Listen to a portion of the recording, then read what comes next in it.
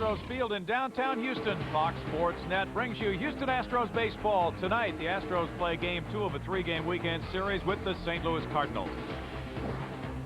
Welcome back. Bill Brown and Jim DeShays for Game 2. The Cardinals took the opener last night, and it usually comes down to pitching, and very good pitching when these two teams meet, J.D. And last night was an outstanding job by the Cardinal bullpen. Tonight they send their ace, Matt Morris, to the mound, an elite right-hander. The Astros feature left-hander Carlos Hernandez, a guy who the Astros hope will become an elite pitcher in this league. Very inexperienced as Carlos, but obviously did quite well in his brief trial last year. The numbers on Morris, just outstanding. 22-8 with a 3.16 ERA last year. He already has won once this season. Hernandez is making his debut, coming off an injury last season, and Jim Edmonds is usually a factor here at Astros Field.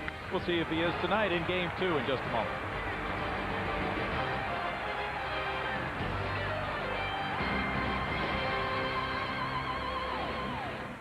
Today's Houston Astros baseball game on Fox Sports Net is being brought to you by Bud Light, by your Texas Ford dealers, by Jack in the Box, by Pennzoil, by Southwestern Bell, by Gatorade, and by Southwest Airlines.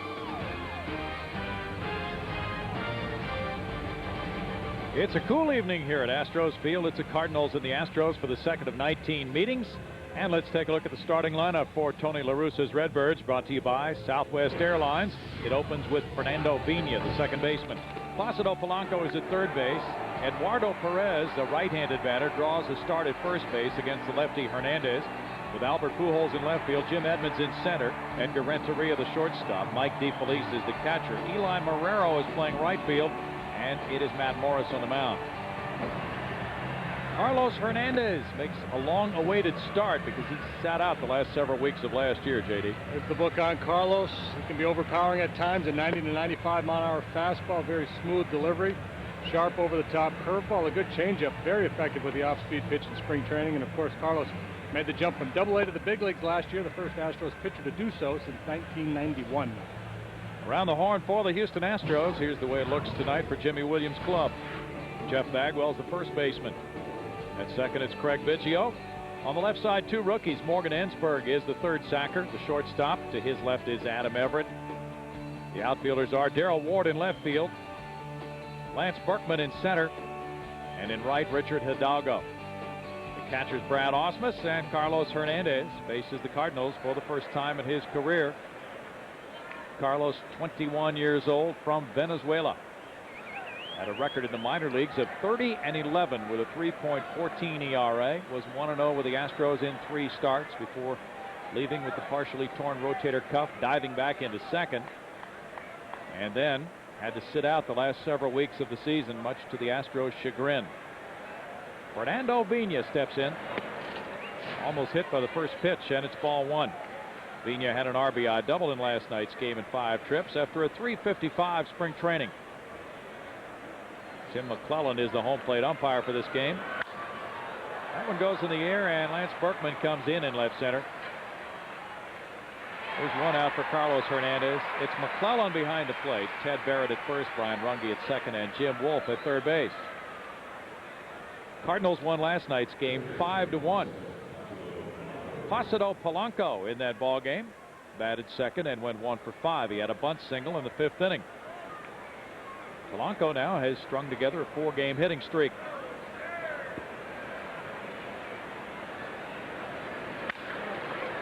Off the glove of Hernandez and on through into center field. It appeared he got his glove on it anyway. Polanco now with a 5-game streak goes right back through the box. Carlos got a piece of that ball. We'll take a look at it. Brad's calling for the fastball in, and it's out over the plate a little bit. Just trying to throw strike one. Oftentimes will be very aggressive in the strike zone early in the count, especially with a guy like Polanco, who, although a good hitter, is not a power hitter. Now the veteran Eduardo Perez, who was in Japan last season, returns to Major League Baseball, hits .267 in spring training, and makes this Cardinal club as a non-roster player. He had 3 homers and 13 runs batted in this spring. He's 0 for 2 so far this season. Ball 1 to the son of Tony Perez, and when he came back from Japan, he had knee surgery in June. He completely retooled his batting stroke with his dad after that .222 year for Hanshin in Japan. Eduardo now 32 years old, 6'4", 225. Yeah, just a little late for Tim McClellan. That's broadcaster's balk. I was calling it a strike, and Timmy, he's one of those umpires that the guys down on the field will know it because they'll call it verbally, but the hand signal will come later. We just have to be patient tonight. My apologies, Mr. McClellan. We love those guys who ring them up right away, though. 2 balls and a strike. Hernandez had a very good outing to finish spring training, but it was not against major league hitters. So out tonight as the Astros' 5th starter. He tries to square this series. Was recalled in mid-August from Round Rock, as Jim mentioned. First Houston pitcher to go from Double-A to the majors since '91 when Chris Gardner did it. Fastball makes it 2-2. He had really made a nice impression in those 3 major league starts after going 12-3 for Round Rock with a 3.69 ERA. This spring he went 2-0. His ERA there a respectable 3.63 in 22 1/3 innings. 13 walks and 17 strikeouts for Carlos. 3 balls and 2 strikes to Perez. We'll watch the runner at first, Polanco, on this full count delivery with 1 out. What is more likely to happen if you're Tony La Russa? Ground ball double play or strike him out, throw him out double play? That's what he's considering right now. Carlos is tough to run on. He really is. And Polanco couldn't get a jump. He sort of flinched there. Carlos was looking at him and went to the plate. Carlos really is very difficult for the base runners. Sometimes he uses a slide step, and when he does that, he's about 1-1 or 1-2 to home plate. That's very quick. Yeah, he essentially just picks it up and puts it down. Takes no time at all. But he said in his last start in spring training, he worked a lot more on his delivery. Line drive to short. It's out number 2, a bullet right at Adam Everett. A rocket off the bat of Perez. One of the things you have to be cautious about if you're a pitcher, if you're slide stepping to shut down the running game, you can compromise the quality of the pitch you make to the plate. And in today's game where there's not that much running going on, you have to be very careful to become obsessed with shutting down the running game. Good point. Albert Pujols has put together a 4-game hitting streak after a .317 spring with 3 homers and 9 runs batted in. He's a .333 hitter here the first few games of the year. Ball 1 to Pujols. Hernandez really has some nice tools. Lively fastball, good slow curveball, change-up, and he's now throwing a cut fastball some of the time this year. That's a pitch he has added this spring. He runs it in on a right-handed batter, and it's 1 ball, 1 strike. That's the other thing, too. He commands both sides of the plate pretty well. He's not afraid to pitch in for outs, and also for effect, he's not afraid to knock hitters off the plate.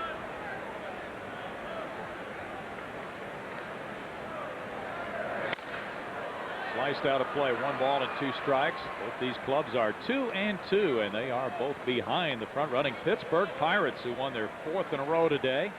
Pirates are 4-1 out of the gate. They beat the Cubs 6-1. Tony La Russa's Redbirds were looking good last night after losing 2 out of 3 at home to Colorado. Tony, the winningest active manager in the major leagues, and 11th on the all-time win list. Bouncer Biggio's way. And that's the first inning for St. Louis with no runs, a hit, and a man left. 0-0.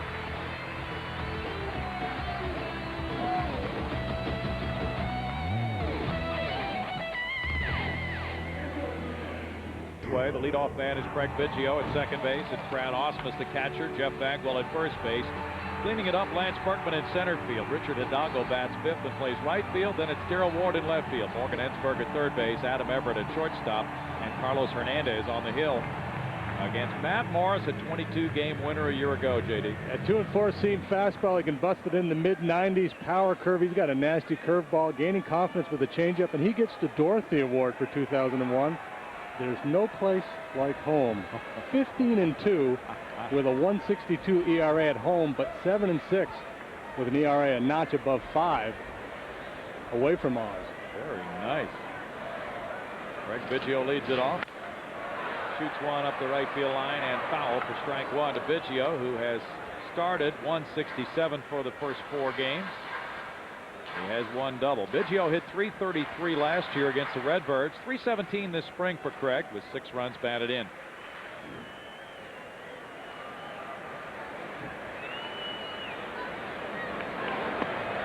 Big hook makes it no balls and 2 strikes from the 27-year-old right-hander. Seton Hall against Seton Hall right here. Morris versus Biggio. It's an alumni game without the aluminum.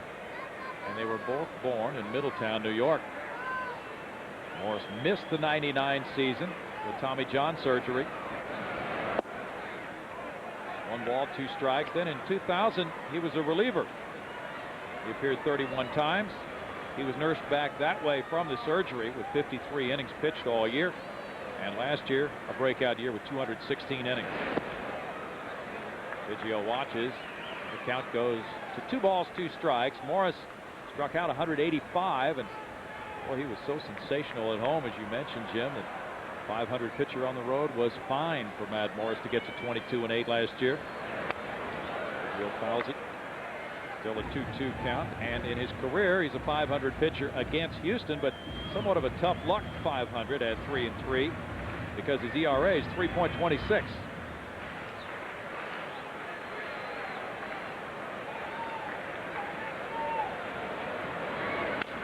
Biggio rolls over on it, foul ball, third base side. And Morris really possesses that nice combination. He has good command of that 75-mile-per-hour curveball. Make the fastball do wonders. He can sink it or sail it. And then he has a changeup as well. He has tattooed on his ankle. Not for Big Clive, but for Seton Hall. Seton Hall.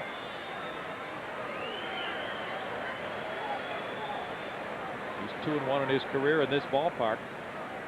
He won on opening day against the Rockies 8-2 with 7 innings of 5 hit 1 run baseball. Short.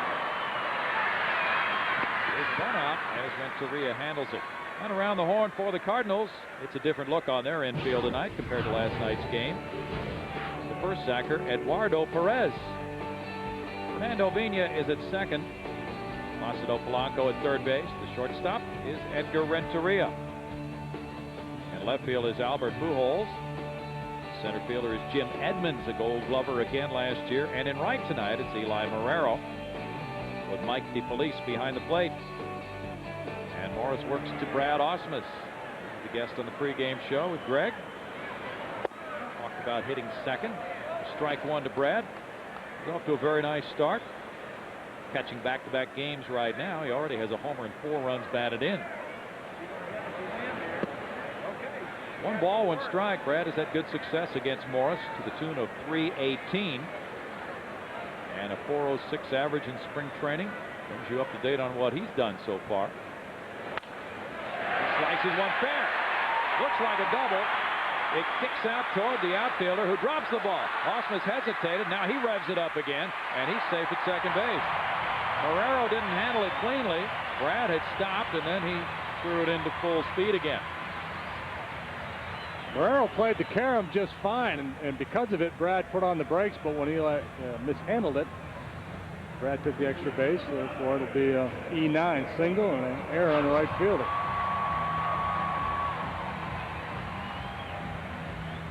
Nice to see Brad get off to a good start last year. A real struggle for him in the early months.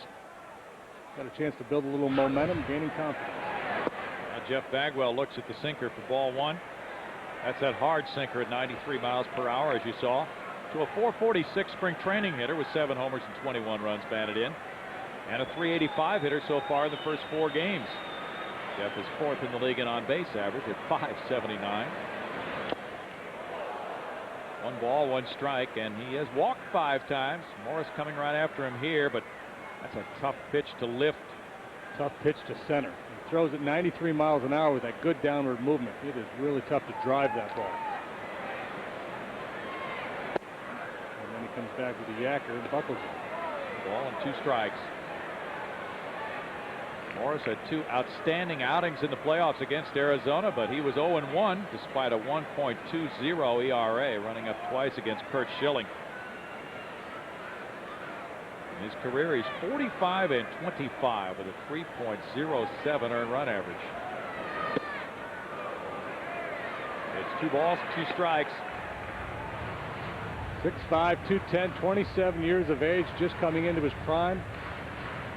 If he stays healthy, he's got a chance to be one of those guys who's a perennial all-star. Bagwell tried to check. The appeal goes to first. He did check his swing. Ted Barrett with the call, and it's a full count now. Cardinals went to their bullpen in the third inning last night with the injury to Woody Williams, who has been placed on the disabled list. And they have called up right-hander Michael Crudale, who's in their bullpen tonight. Bagwell taps it foul. So will Crudale be slotted into the rotation? From what we are hearing, and this has not been announced by Tony La Russa to our knowledge, Crudale is here to pitch in relief if needed for just a few days. And Bud Smith, who conveniently started last night in AAA and struck out 10, will be slotted into Woody Williams' spot. That makes sense. Morris pops it, and it's ball 4, a little high to Bagwell. Very good plate appearance for Jeff as he hangs in and gets his 6th walk of the young season. Pretty good battle there. Morris made a lot of quality pitches in that confrontation, including that 3-2 fastball that just missed. Morris deals with Lance Berkman next. Lance has hit in all 4 Astro games. He's hit 3 homers and driven in 7 runs, and a .412 batting average has him off to a very good first week. .375 his spring average, 7 home runs and 18 runs batted in. He's one of 20 major league players to have homered in each of his first 3 games of the season. 2 more have done it this year besides Lance. Ball 1 to Berkman. Lance has hit .357 against this pitcher.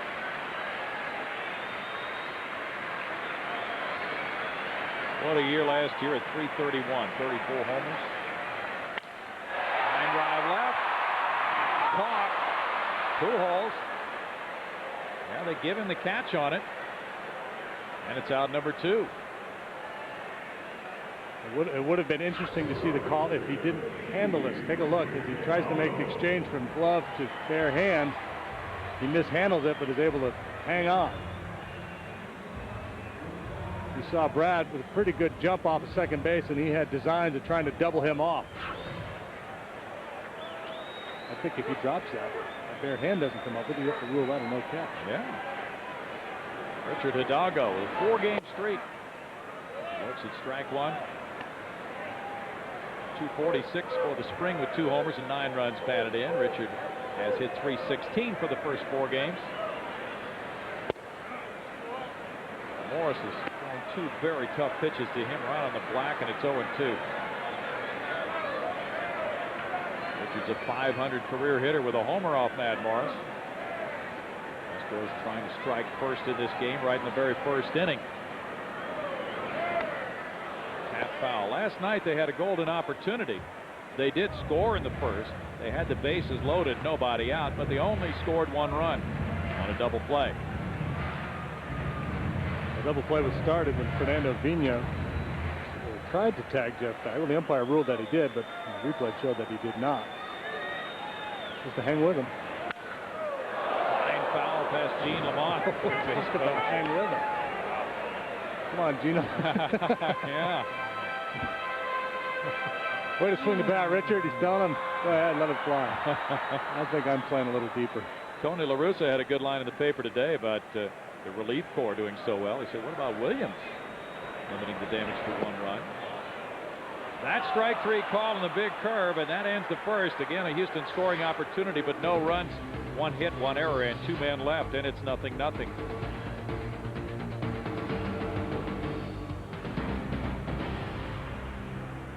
Game. Each club got a hit in the first inning, and we move now to inning number 2 for Carlos Hernandez.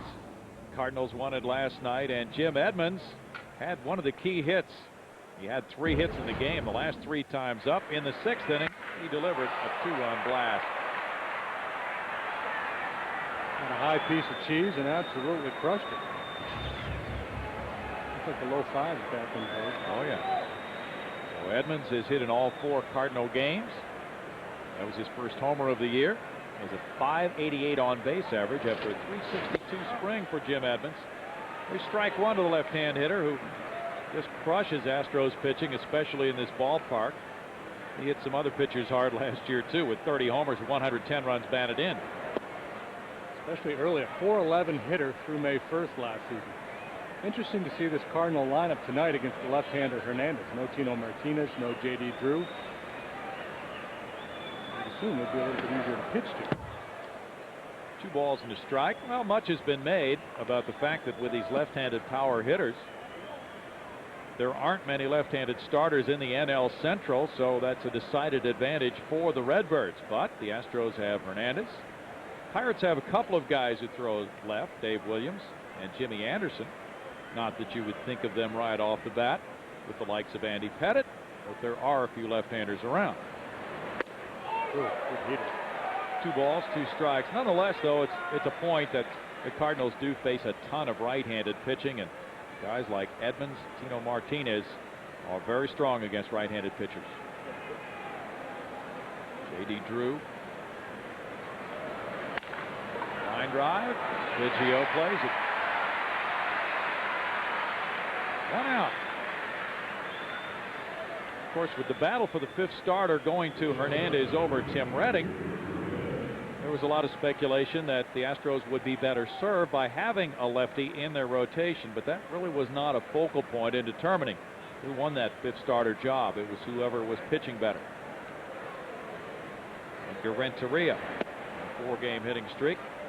Ball 1 to Renteria at 313 so far after a 314 spring. Tim Redding was shelled here in that last start he made against the Boston Red Sox, but he regrouped nicely. 2 balls, no strikes, and he pitched 5 scoreless innings in his AAA debut in the opener for New Orleans. Just 1 hit. On the right field line, Hidalgo over.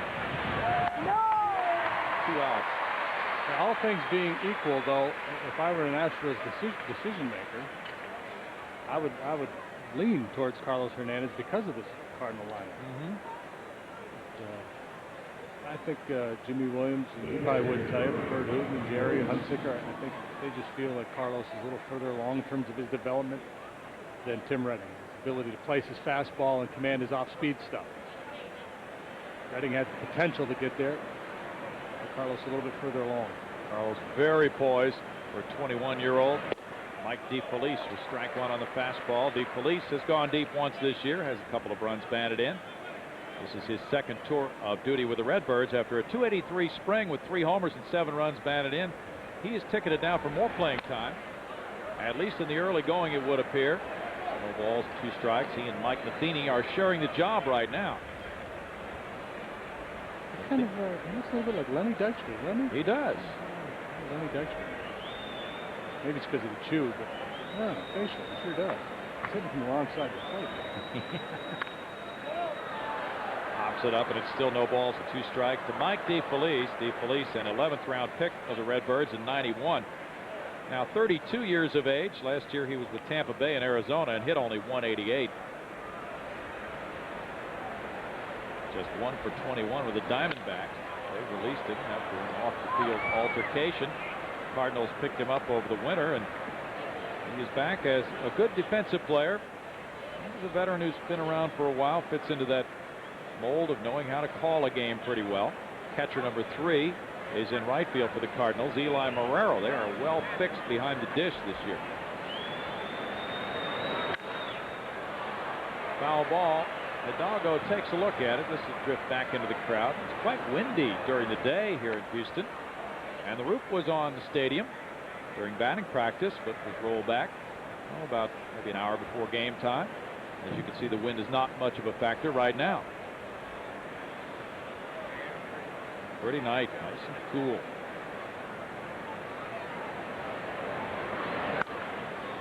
Up the left field line, and it looks like trouble. It's a fair ball into the corner. DeFelice on the 0-2 pitch. Doubles. His first double of the year.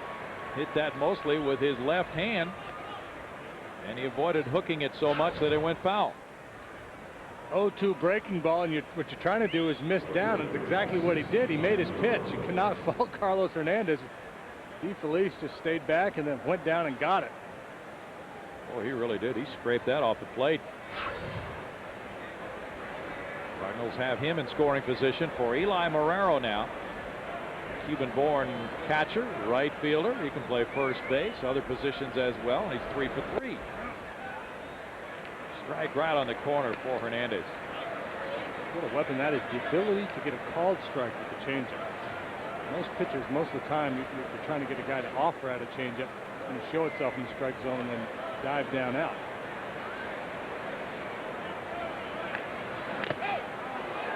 No balls, 2 strikes to Marrero, who played some first base late in last night's game. Carlos was having some issues with his command in a couple of starts this spring. But he said in that last outing against the extended spring training hitters, he worked on some things. He felt that he was rushing a little bit, going to that slide step so much, and he's now getting away from using that quite as much, so his arm can catch up with his body. Ooh, that's a good-looking pitch, and it's 1-2. Tim McClellan might have been doing the delay thing again. He's hearing something from the Astros dugout. Well, from a left-handed pitcher, that pitch has to come right in, and usually the umpire gets a good view on a right-handed batter, sees the pitch cutting right across the plate. If it does, it looked as if that's what that did. Fly ball center. Berkman a long way back, deep into center field, and that'll score the first run of the game. Looks like a triple for Marrero. Here's the relay coming in, and not nearly in time. A triple for Marrero, giving him a 4-game hitting streak. His first triple of the year. The Redbirds lead it 1-0. Again, it doesn't look like a bad pitch from Carlos. Fastball down, not a bad pitch at all. Marrero's a pretty good fastball hitter, but I mean, he really juices this one. Long way to go for Lance. And one of the fun things about this ballpark is that it will yield plenty of triples because of the spacious center field. Not fun for Carlos Hernandez in this instance, but fun for the fans. Carlos has 2 outs. He was 0-2 on Deep Felice. Now a run has scored, and Matt Morris bats with another runner at third. So close to being out of the inning. Here's strike 1. Morris hit 139 last year, drove in 5. He's a 156 career hitter. No balls, 2 strikes. Carlos looks like he's got a chance though to pitch a real nice game here tonight. He's got command of that fastball. There's good action on the off-speed stuff. Continually jumping ahead of the hitters. It's 1-2. Carlos did not allow a run in either of his first 2 major league starts against the Pirates and the Phillies. A total of 13 innings. Sensational debut in the major leagues last August. He gets a strikeout of Morris, but the Cardinals get a run on 2 hits. They leave a man. After 1.5, it's 1-0. The Redbirds.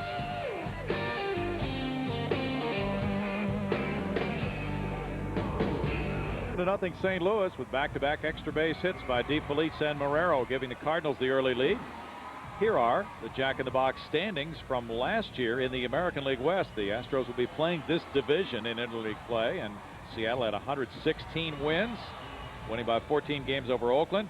Texas in the basement. The Astros will play Seattle here in Houston, Oakland at Oakland, and Texas both here and in Arlington this year. Well, we don't get the Mighty Angels. Nope, don't play them. Matt Morris leads 1-0.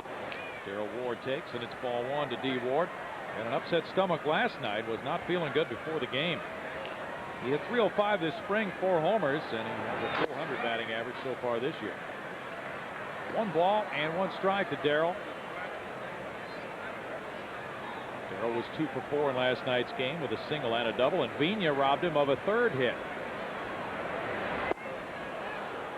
1 ball to 2 strikes. Darrell has been right on the ball so far in the early going. Cardinals play him strong pull in the infield. Vina way over in the hole.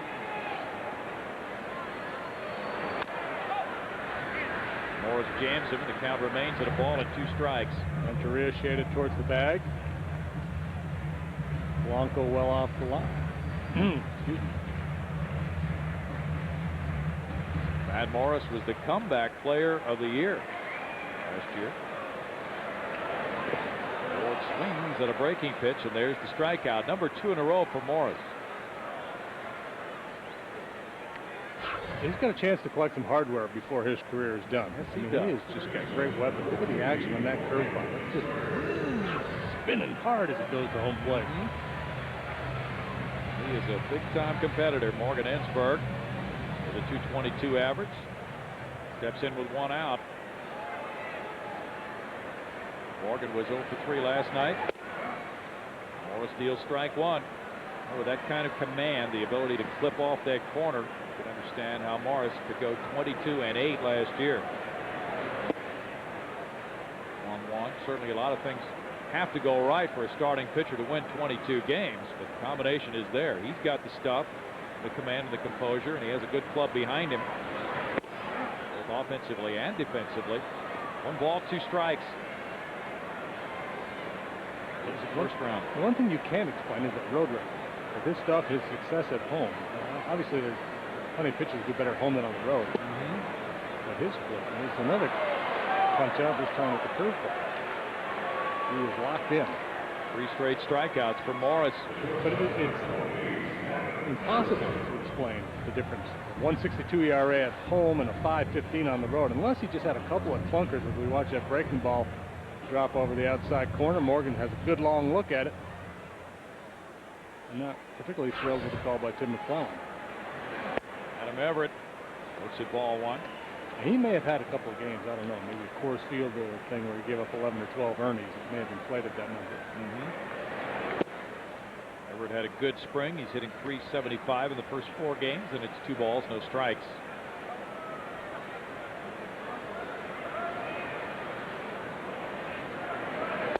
Morris was an all-star last year. He's behind Everett, the number 8 hitter. 3 balls and no strikes. He became the first 22-game winning Cardinal since Bob Gibson in 1970. 3-1. Carlos Hernandez on deck.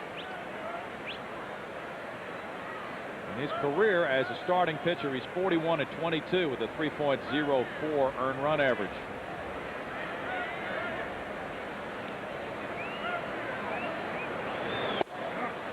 He comes back to create a full count here on Everett.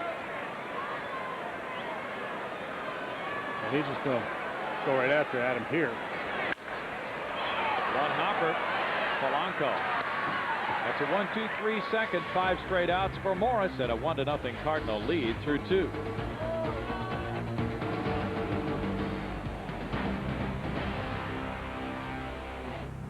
Back, Cardinals 1, Astros no score. Top of the 3rd inning coming up tonight on the Southwest Sports Report. We'll see a post-game wrap-up of this game, a recap of the Spurs matinee. Fox Sports Net's Camping Around the Big 12 tour takes a look at the Aggies. That's all coming your way on the Southwest Sports Report later tonight here on Fox Sports Net with Randy and Dave.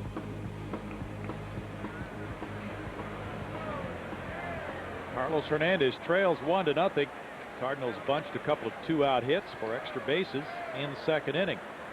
Now he starts with the top of the order in the 3rd, and Fernando Vina put the ball in the air to center, leading off the game. Vina, an outstanding player, very good glove man, turns the double play extremely well. Ball 1. His play on Darrell Ward last night with 2 men on base in the 4th inning, a key to the ball game. It was a 2-1 Cardinal lead at the time. A diving play to his left. 1 ball, 1 strike to Vina. To have found quite a nice home in St. Louis. Many players do. A bunt bounces high. Hernandez finds it to be an easy play. Carlos, a very good athlete. He can hit, run, and field the position well. Astros full or mini plans are the best way to guarantee yourself a seat at all the action and excitement this season at Astros Field. 20 and 27-game mini plans are available. Call Astros Ticket Services at 1-800-ASTROS-2 or visit astros.com for more information. Oh, isn't that nice? It really is. That's really something. Wow. What a guy. Very gallant move, Mr. Stan. Placido Polanco takes the curve for ball 1. He bounced a single into center field in the 1st inning. 26-year-old third baseman was going to be a left fielder this year, and then the Cardinals changed their minds and put him back at 3rd. He lines it over Biggio, and that is a hit to right field. Polanco 2 for 2 in this game. Eduardo Perez follows. The man can flat out hit. Very smart hitter. Doesn't get greedy. Takes what's given to him. Fastball away, just pokes it the other way. .299 career hitter coming into this season. Eduardo Perez scorched a line drive right at shortstop Adam Everett on a full count back in the first inning. Eduardo grew up with those sons of great Reds players. Born right there in Cincinnati. Went on to Florida State. First round pick by the Angels in '91. The fifth son of the Big Red Machine to be drafted in the first round. Isn't that amazing? Well, we'll see another one on the road trip. We go to Cincinnati, and Ken Griffey Jr. happens to be their center fielder, as everybody knows. He is one of those guys. He turned out to be a pretty good player. Well, there's Junior Griffey, Ryan McCraig, Ed Sprague, Eduardo. Who am I missing? Think about that for a moment. 1 ball, 1 strike.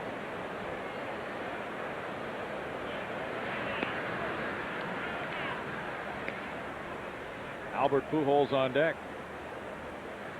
With Hernandez being shut down over the winter to give his shoulder time to heal, the Astros were just hoping he would be on a path to be in the rotation.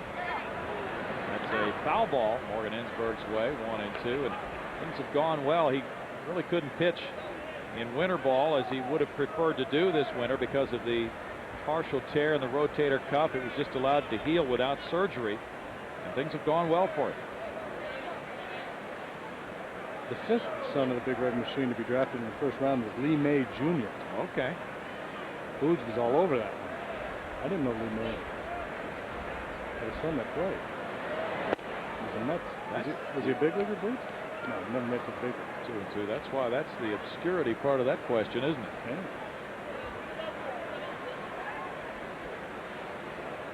Perez, as we talked about retooling his swing, was concerned about being able to hit the pitch up and in.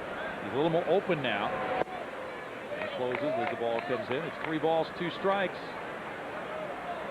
Now Polanco, same situation here as in the first inning. Polanco at first, a 3-2 pitch coming with 1 out. Polanco was not running in the first, and the line drive to shortstop would have been an easy double play ball had he been running. Let's see what they do this time. He's not going. And it's ball 4. Let's go to Greg Lucas. Thanks, Bill. You know, we're back down here on field level, and as we are for every home game, we always invite you to email. Sometimes we don't give the address. I didn't do it last night just to see how many of you had paid attention in our first telecast. Not very many of you did. So here's the address. You go to foxsports.com, and when you get on that site, you'll see a little box that says keywords, keyword search. Just type in Astros booth. Simple as that, Astros booth. That'll get you right to us, and you can write to us at any time, game or not, and we'll try to get some of them on the air, and all of them will be answered one way or the other, guys. Sounds good, Greg. And thank you for your email today, answering Jim Deshaies' question of last night. Albert Pujols, the batter. Curveball catches the edge for strike 1. Jim Deshaies was wondering, have brothers ever opposed each other in an all-star game? And Greg had the answer. Lee and Carlos May. Back in '69, I believe he said. Yeah. A lot of Lee May trivia here tonight. Yeah. We got our share of Lee May trivia. 1 ball, 1 strike. Jim Edmonds on deck. Pujols with that sensational year last year. Played a lot of different positions. Now he's settling in as a left fielder. He takes that pitch, and it's 2 balls and a strike. For the first time in this game, Carlos starting to miss just a little bit. First couple innings, he's really banging away at his spots. Somewhat tentative in his approach with the 3-2 off-speed pitch to Eduardo Perez. Now nibbling just a little bit. You can understand it with Pujols in the box, but you have to be careful. You don't want to fall behind. Check swing roller. Ensberg will hurry and go to first. He gets out number 2 with the runners moving up. Polanco to third and Perez to second. Ensberg made sure of the 1 out.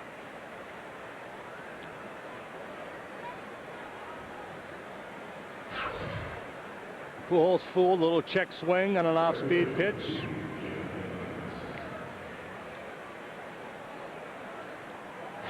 Handled well by Morgan Ensberg. Pujols got an infield hit to third base last night. Critical situation in this game, and rarely do we say that in the third inning of a game in this ballpark, but the way Matt Morris is pitching, you're down a run already. This could prove to be a very key confrontation. Jim Edmonds line to Craig Biggio first time. Ball 1 to Edmonds. Carlos Hernandez is the Astros' first left-handed starter since Mike Hampton.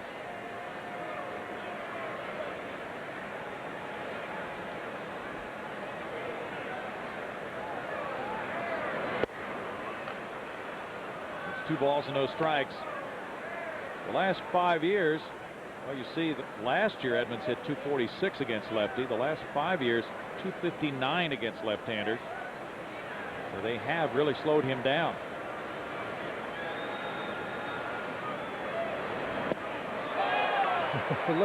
Look where his front side was. You think he's looking for the heater 2-0?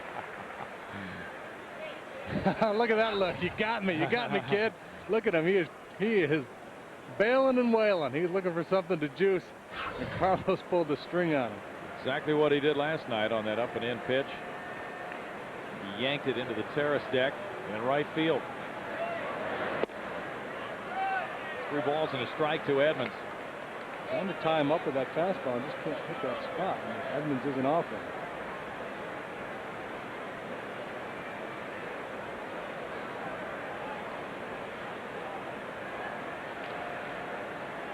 Breeze is now blowing out to right field. And has moved the fastball, and it's 3-2 as he locates it this time up and out.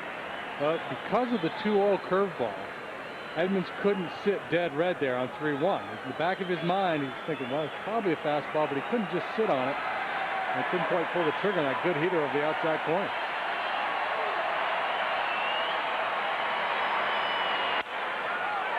Just foul. Ground ball near the first base line. Good play there. And Edmonds stays alive at 3 balls, 2 strikes. These 2 teams are meeting 19 times this year. The Astros were 9-8 against St. Louis last year, winning on the final day of the season to become the champions of the division. Have to remember here as pitcher and catcher that you've got a base open. You don't have to give in to Edmonds. Ball 4. He didn't, and Edmonds walked, and that's the second of the inning and game for Hernandez. Bases loaded for Renteria. Bert Hooton's on his way. Bert, of course, was the pitching coach at AA Round Rock before joining the Astros last year, and got some bad news about Jackie Moore, the manager at Round Rock. He was injured last night. Apparently, he's all right. He had a broken cheekbone. He was out in the outfield during batting practice before the game, and he was hit by a batted ball. Oh, wow. That is bad luck. And evidently, he was actually on the other side of a screen that's commonly put behind second base. So, for instance, tonight before the game during BP, Jose Cruz was behind that screen, and he would hit fungos to the outfielders, so they would work on their outfield play while somebody else was hitting. But evidently, a ball went over that screen and hit Jackie in the left cheekbone and fractured it.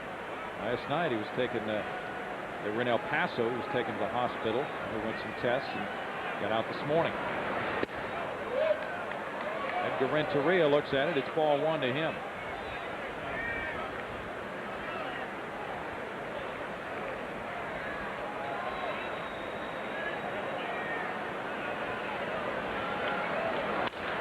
Fly ball, and it's Berkman's way in center. And Carlos Hernandez gets out of bases loaded trouble in the 3rd inning. No runs, a hit. Cardinals strand 3. It's 1-0 St. Louis.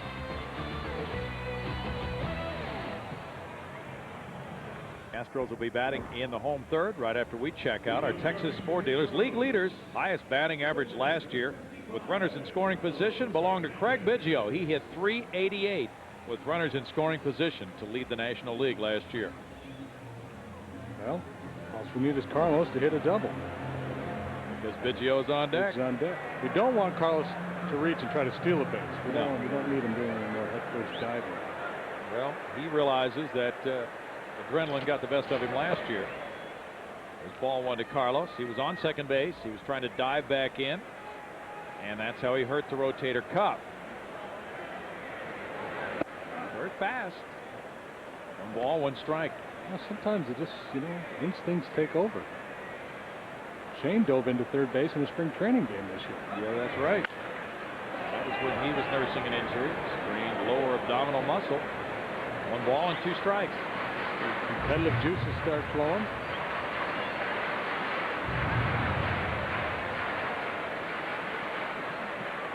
Carlos was 1 for 5 as a hitter last year. It's 2 balls and 2 strikes.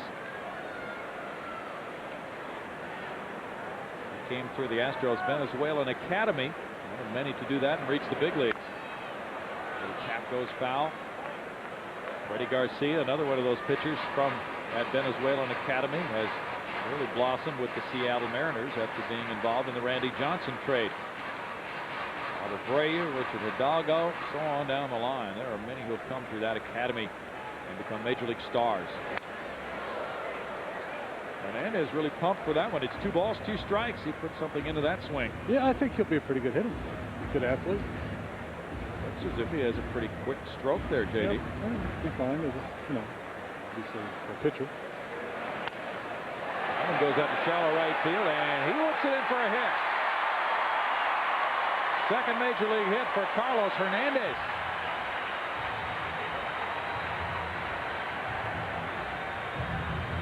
Might be the strangest hit I've ever seen.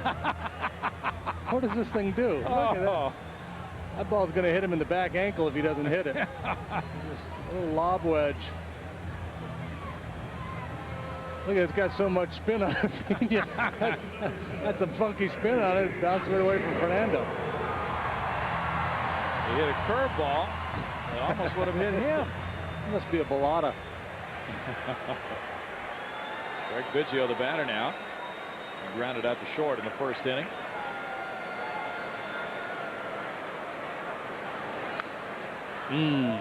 There was a pitch to swing at. Strike 1 to Biggio, a .304 hitter against Matt Morris.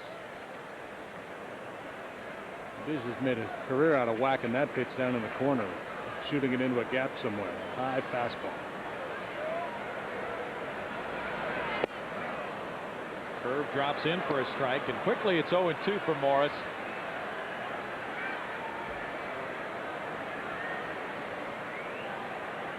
Montreal beat Cincinnati 5-2 today. Pirates over Chicago 6-1 at Wrigley Field.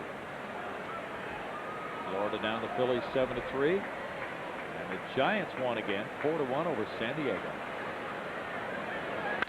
Biggio puts it in the air. Edmonds drifts back in center for out number 1. Hernandez back to first for Brad Ausmus, and there's a Big 12 score. Baylor over Oklahoma State in the 6th. Apparently they've just resuming that game after a lengthy delay. Baylor having quite a year. Brad Ausmus continues to get hits to right field. He got another one in the first inning. He was going that way last night as well. He had 2 singles to right field last night. One came on an 0-2 count the first time up, and he also had 2 strikes on his 8th inning hit.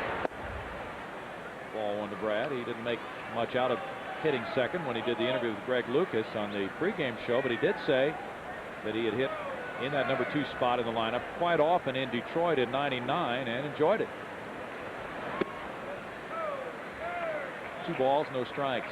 He has good bat control, and certainly the way he has been hitting that hole and grounding the ball into right field, that is ideal for a number 2 hitter. Yeah, the ability to shoot it the other way, and also too, a guy who is so good defensively, who doesn't have to define himself as a player by the numbers he puts up. Because sometimes in that number 2 hole, you have to take some strikes that you'd otherwise like to swing at, to give yourself up a little bit more to advance base runners. Morris is just hitting that slot, isn't he? 2-2. Sure is. Boy, is he tough. It's the ability to paint with the fastball, and plus it's 94 miles an hour at times, but also with the breaking ball, you just can't look for any one pitch. A lot of guys have a good action on their curveball, but they don't throw for strikes. So the hitters will just say, I'm just going to spit on that breaking ball and wait for him to throw me the fastball. Morris has been able to throw all his pitches for strikes here tonight. 2-2 to Brad.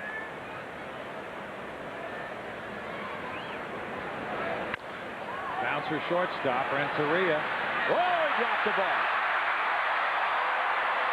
Looked like Taylor made for two, and Renteria dropped it. Hernandez safe at second. Osmus safe at first. Bagwell coming up. A major opening for the Astros.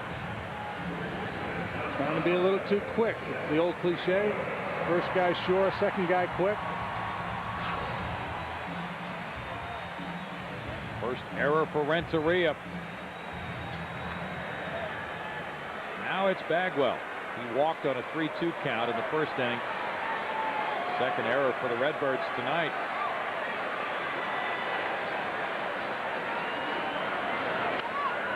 Oh, and Bagwell had a pitch to go for. There's strike one. Just in a little bit. Morris' ability to pitch to both sides of the plate. And also a two-seamer has that tailing action. Tough to center that fastball sometimes. Morris misses there, and it's 1 ball, 1 strike. The Giants' victory today, 4-1 over San Diego. The Giants are roaring out of the gate at 5-0. Arizona leads 3-1 at Milwaukee at the end of 6. That's a major league debut, I believe, for Nick Neugebauer. Yeah, Brewers, you're right. Facing Randy Johnson. That's a pretty tough assignment. First major league start against the unit. 2 balls and a strike. Colorado and Los Angeles have a later meeting in LA. Dodgers won last night to get their first win of the year. 2-1 pitch here for Bagwell. Ooh, that was the one you'd like to have back. Yes, it was. The first fastball was in a little bit. That ball was over the heart of the plate. You can see the frustration there. How about the New York Yankees, Brownie? Their starting pitchers have thrown 28 consecutive scoreless innings. David Wells has come back and joined in. That one was a hanger, and Bagwell tried to check his swing, fouling it. It's still 2-2. Today it was El Duque, Orlando Hernandez, with I think 8 shutout innings. Yeah, 1 hit he gave up. Gee. Almost they have room for Rocket on that staff. Well, Rocket, I believe, is going to try to take his next turn, I think, tomorrow. That right hand injury. He'll throw shutout. Bagwell fouls it. Another good battle here. Bagwell won the first one with a 3-2 pitch, going for ball 4. And now another long count for Jeff, reaching the pitch count of 60 for Matt Morris already here in the 3rd inning. Carlos also at 60 pitches. So they've been good. They've been effective, but the hitters have made them work.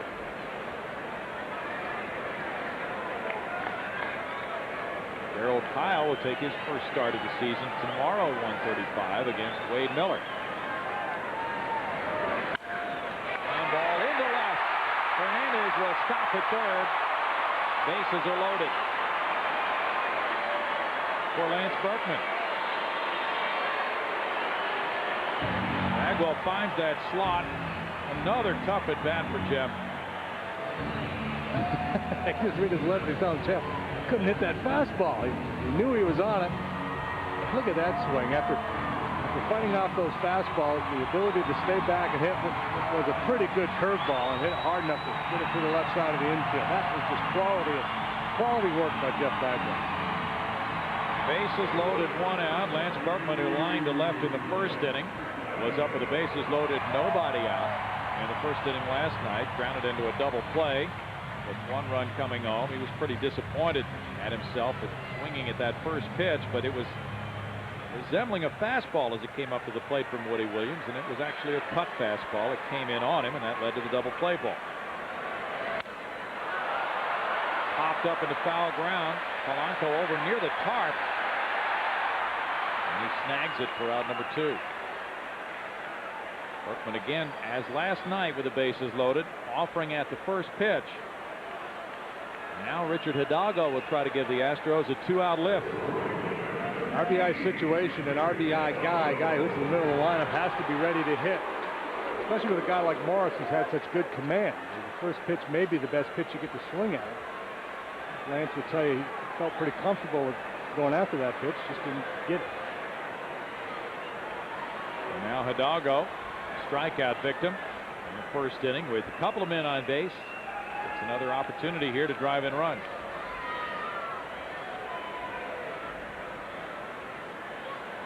Last year he drove in 80. Ball one to Richard. Richard, a 282 career hitter, had his big year in 2000. 314 average, 122 runs batted in with 44 homers. Kickoff throw to first, a diving play by Perez. That saves at least one run. Bagwell hustling back, and Perez laid out for it. Well, at least 2 runs would have scored on that. Take a look at the play by Eddie Perez. He'd been ducking in there on a previous pitch earlier in the at-bat. Wow.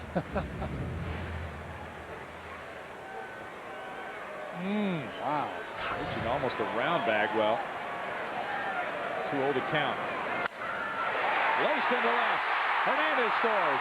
Osmus coming home. The ball kicked by Pujols. Here's the throw to third. Bagwell safe. And the Astros lead 2-1. Hidalgo comes through. 2 runs batted in, giving him 5 for the season, and he now has a 5-game hitting streak.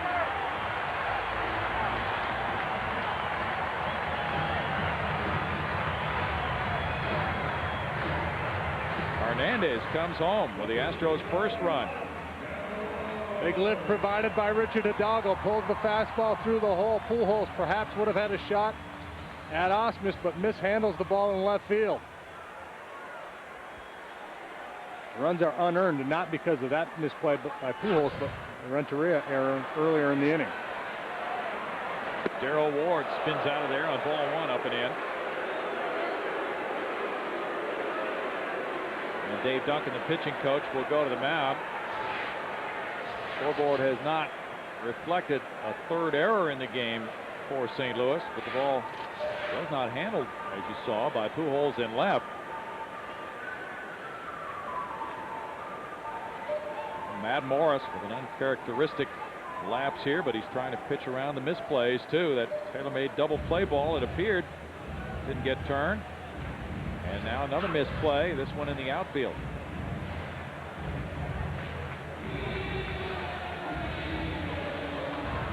Apparently there's no error ruled. Those 2 RBIs for Hidalgo. And a 1-0 count to D. Ward.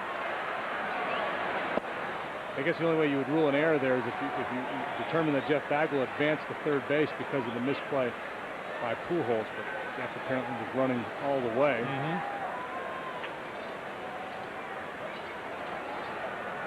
Jeff at third now. Across the diamond, Hidalgo. And Ward goes for that inside pitch. It's 2-1. Well, for some reason when I was marking my scorecard, I messed up and I scored Baggy, so Daryl's got to come through here. Yeah, and I'm going to be telling everybody the wrong. So, well, you tell them the score anyway. I get it right about 50% of it. You're not the first one to do that, pal. Line drive, Morris knocks it down. His glove comes off, but he gets the out. And the Astros in the 3rd inning put 2 runs on the board with 3 hits. And after 3, they're in front, 2-1.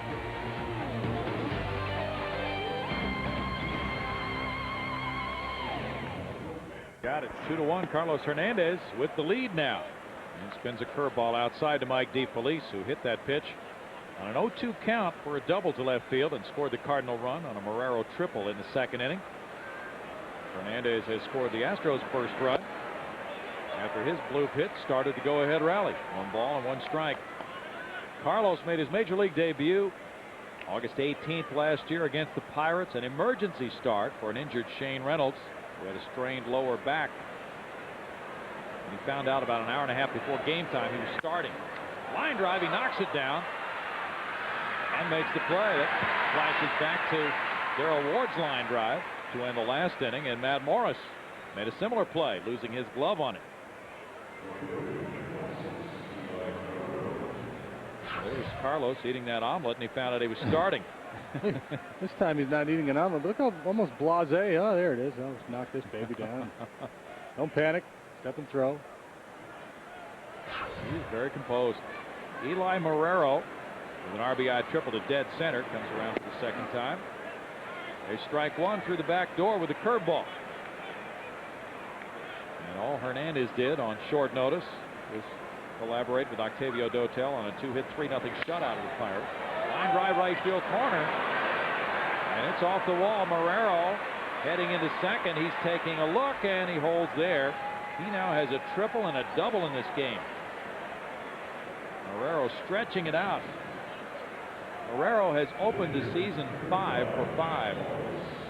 Batting 5,000. That'd be the best hitter ever. I think he shoots that fastball the other way very well. I think if I were Carlos, I'd try to jam him, try to bust him with that fastball in. Perhaps he was trying to do that and just didn't get it there. Of course, when the guy's hitting 5,000, you really have no idea how to get him out. Matt Morris, the Astros think he might bunt. Takes ball one, not showing bunt there. Bagwell's even with the bag at first, as is Ensberg at third. Morris struck out in the second inning.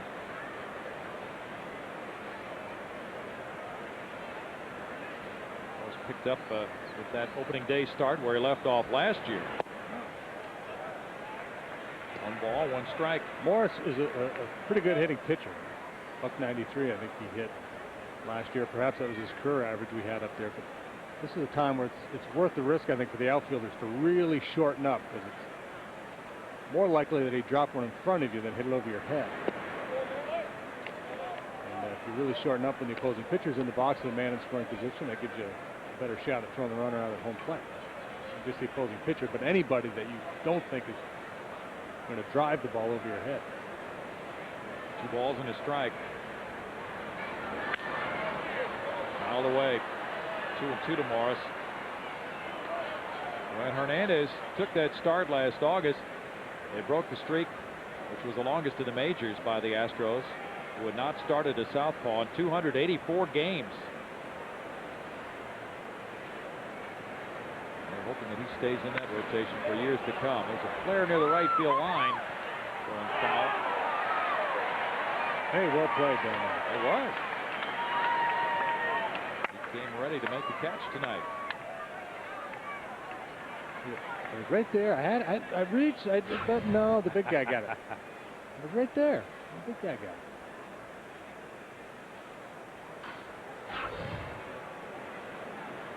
Two balls, 2 strikes.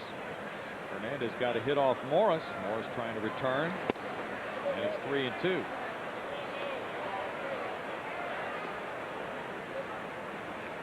The Astros are certainly hoping that this young man can be a key factor in their rotation for many years to come now that he has arrived. Fouled away, still 3-2. Spirited battle with Tim Redding for the 5th starter spot. And Redding was told he was going to be in the bullpen, but that decision was changed when he did not pitch well against the Boston Red Sox last weekend. Could not get out of the first inning. And he was sent to AAA New Orleans to start. To right field, Hidalgo. And Marrero holds it second on out number 2 as we check our Aflac trivia question. The ball gets away and it's backed up. Here's the throw back to second. Safe.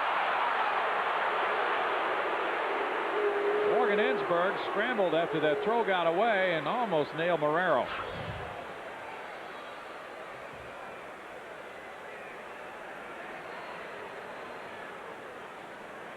It's off Craig Biggio's glove. Craig just clanked it. Marrero got lucky, but he was safe. So that Aflac trivia question is coming your way right now. Who holds the Cardinal record for most seasons with 20+ wins? Tony La Russa. Well, Can't be anyone but BG, can it? They want us to guess Bob Gibson, Greg. Oh, but it's going to be somebody back farther. It's got to be a setup. But Dizzy Dean. No, it wasn't Dizzy He had a short career. All right, Jesse Haynes. Hey, that's a good one. I like that one. If it's not Jesse Haynes, it's Bob Gibson. Okay. We're covered. What about Eppa Rixey? No. I don't know. I'm just making up names. We feel good about it, JD, which means we'll blow another one. Bud Galvin ever pitched for the Cardinals? Well, Stan Musial started out as a pitcher. Strike call, and it's 1 ball, 1 strike. We were talking about Jason Lane. Some people were asking about Jason before the game tonight, and pointing out that Jason, having been a left-handed pitcher at Southern Cal, might follow in the footsteps of Stan the Man Musial. He became one of the great hitters of all time. He made that move to the outfield, later first base.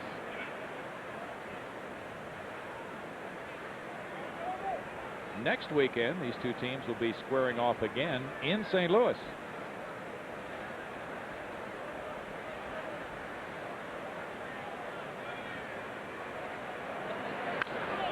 Fouled away. The Astros have a trip to make first to Colorado Monday, Tuesday, and Wednesday, with an off day on Thursday.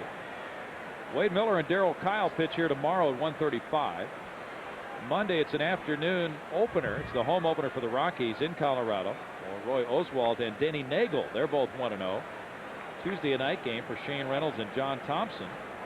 They're both 1-0. And then Wednesday afternoon, it's Dave Malicki and Sean Chacon, and they're both 0-1. Thursday, an off day, and the series opens in St. Louis next Friday night. Ground ball Bagwell's way.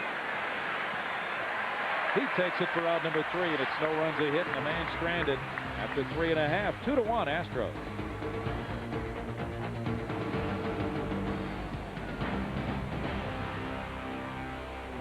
It's Houston 2, St. Louis 1, and we had that Aflac trivia question for you. Now it's time for the answer about who holds the Cardinals record for most seasons with 20-plus wins. Is it Bob Gibson? Is it Jesse Haynes? It is Bob Gibson. It is 5 times, but I have to tell you, Brownie, my Dizzy Dean guess, although summarily dismissed by one Greg Lucas, was only off. He had 4 20-win seasons and 1 18-win season. Greg Redbird, so wasn't that bad a guess, Greg. That's pretty good. He only won 150 games, and he won 20 or more, 4 of those. That's pretty good. Yeah. Yes, it is. An early end to his career, partly because of an injury in the All-Star game, took a line drive off his toe and tried to pitch with that broken toe. Morgan Ensberg fouls it back, strike 1. Then he hurt his arm because of the foot injury. Ensberg struck out looking back in the 2nd inning. The Astros lead it 2-1. Morris and Hernandez tonight in the 2nd game of the series. And the Cardinals really worked through their bullpen last night. 1 ball, 1 strike. They have some reinforcements here tonight. And they also did not use Mike Matthews last night. They didn't use Luther Hackman, but they could bring back some of those pitchers who worked last night. A total of 7 scoreless innings by the bullpen. 1 ball and 2 strikes. It's worked out extremely well for the Cardinals. The injury to Woody Williams, unfortunate, but nonetheless, they won the game. Gene Stuckschulde got the win. And they used 5 different relievers. And now they have their horse Morris going tonight, and they have Darryl Kyle going tomorrow. 2 balls and 2 strikes. So there's every promise that they can give some of those relievers a rest for the way Morris and Kyle usually pitch.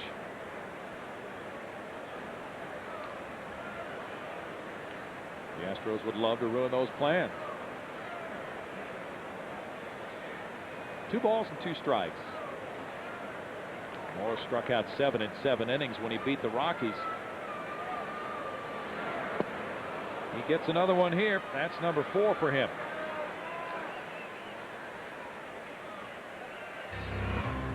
For Gary Sheffield, Hall of Fame talent has been overshadowed by controversy. Off the field, he reveled in the attention stardom brought, but his reckless lifestyle endangered himself and his family. Emmy-nominated Beyond the Glory takes you inside the hidden world of sports' biggest stars. Gary Sheffield, Beyond the Glory, presented by Acura tomorrow at 8. Right here on Fox Sports Net. Adam Everett looks at ball 1. Adam worked the count full, then bounced out to 3rd in the 2nd inning.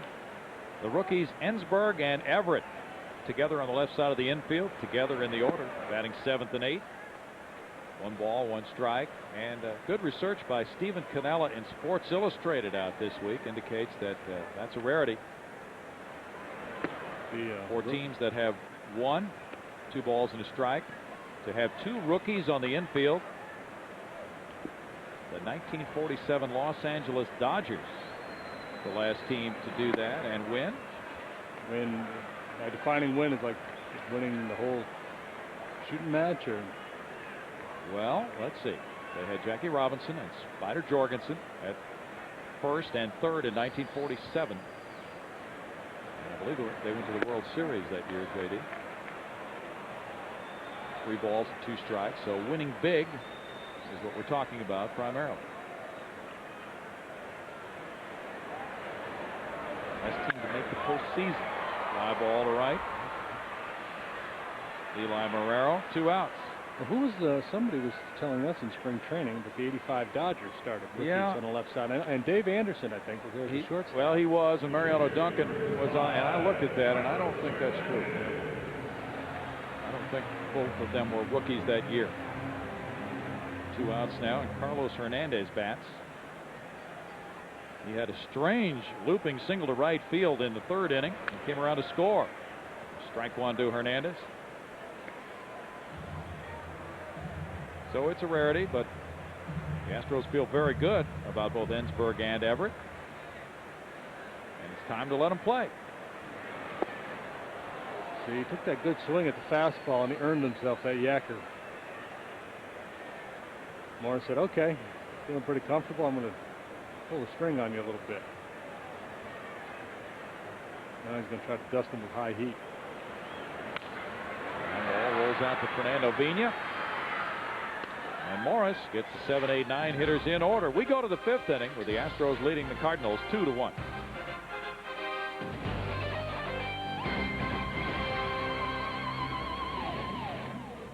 Tonight, top of the 5th, Astros lead the Cardinals 2-1. Tomorrow versus the Cardinals, 1:35 start. And thanks to our good friends at the Decker Food Company, all fans at the ball game will receive an Astros wall calendar. For tickets, stop by the Astros Field box office. Call 1-877-9-ASTROS. Or swing by a Houston area Sears hardware store. And, of course, Astros.com, another option for Astros tickets.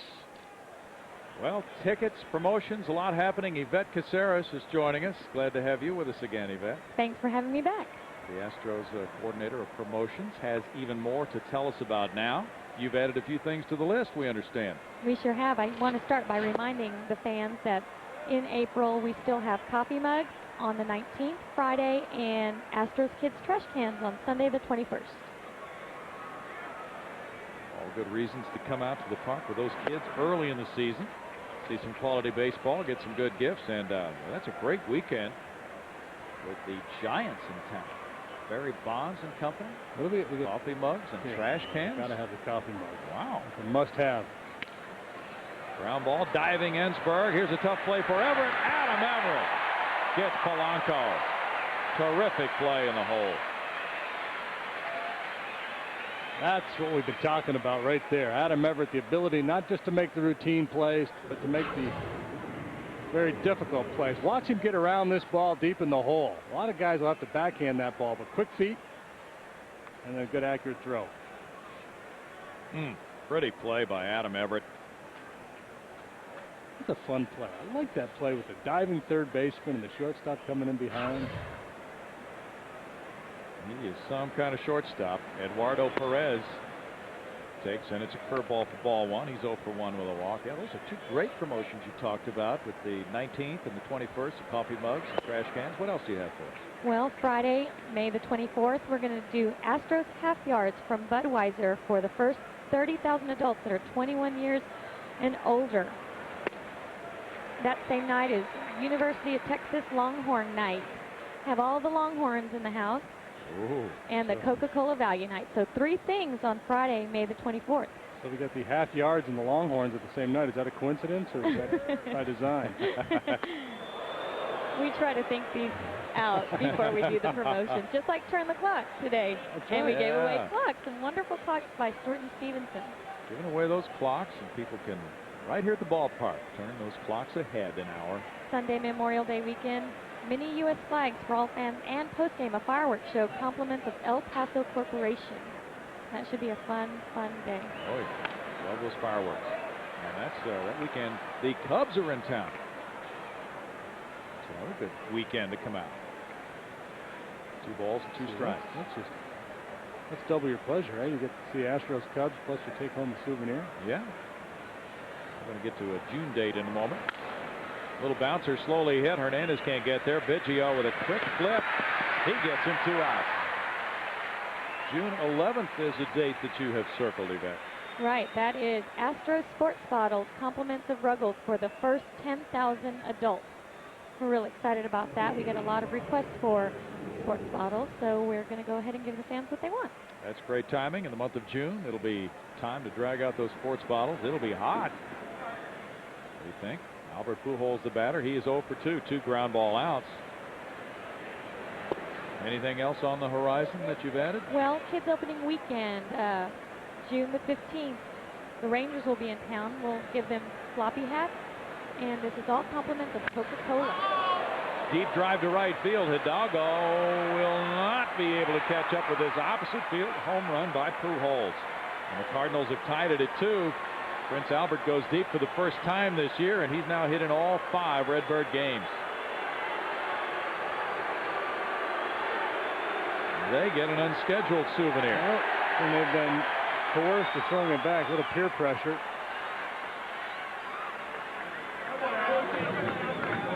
That's just one of those promotions that you have to come out to the ballpark and hope you get a chance to receive out there in the outfield seats, Yvette. He didn't really hit that ball all that well. Got under it a little bit. He's a strong man. He was actually a little tardy on it, but able to muscle it out of here.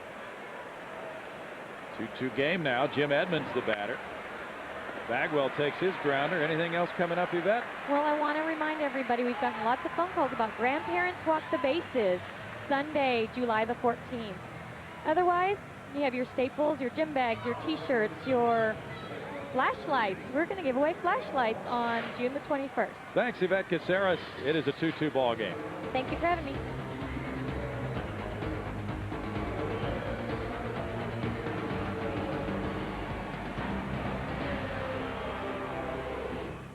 We go to the bottom of the 5th inning here at Astros Field and take a look at what's on tap with the Astros, brought to you by Bud Light. It's Darryl Kyle and Wade Miller tomorrow. We'll have that game for you if you can't make it out to the ballpark. And we have some televised games coming your way from Colorado. A couple of KNWS games on the Astros network, Monday and Tuesday, and a Wednesday afternoon Fox game for you. Craig Biggio leads it off, and there's strike 1 on the big curveball from Matt Morris to Biggio, who's 0 for 2. 72-mile-per-hour hook from Matt Morris. He now got some life with that Pujols opposite field homer to tie the game. 1 ball, 1 strike to Bidge.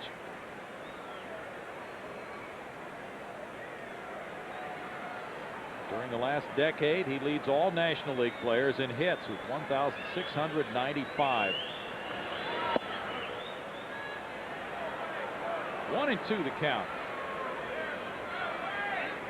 Mark Grace is second by 7, and Jeff Bagwell is third. That's quite a decade of hitting. A strikeout for Morris, and the throw goes down to first to complete that strikeout. Number 5, out number 1 in the inning. Now our Lowe's improving home improvement player is Brad Ausmus. He improved to 277 after the All-Star break from 194 before, and that improvement has carried over to the first few days of this season. Brad's 1 for 2 tonight.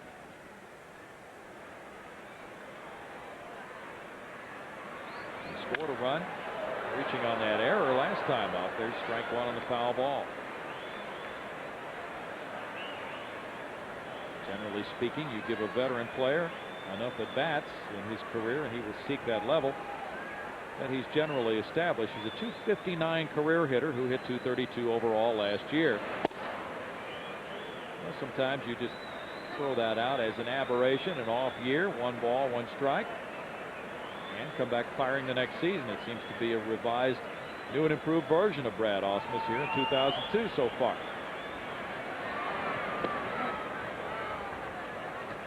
1 ball and 2 strikes. I think the thing that quite often does help a player is that second half improvement. He can go home, and especially after his club went to the playoffs, the team had a lot of success, 193 games, so he can feel pretty good about what did happen in the second half. Put his mind at ease over the winter. Strike 3 call here, and Morris gets strikeout number 6. Brad thought the ball was down. It was a borderline pitch. Morris really hit some great spots in this sequence. DeFelice set up over the inside corner. Frames it well there for Tim McClellan. Probably a little too close to take. Brad was looking away, however. When your eyes are looking out and the ball in, probably looked a little further in and down than it actually was to Brad. 2 outs. Jeff Bagwell has not been retired tonight. He has a walk and a single. Strike 1 to Jeff. And Jeff leads all National League players in runs batted in the last 10 seasons. 1,141. No balls and 2 strikes. Biggio and Bagwell together doing a whale of a job hitting in the last decade. They've got to be dealt with by any pitcher in this lineup.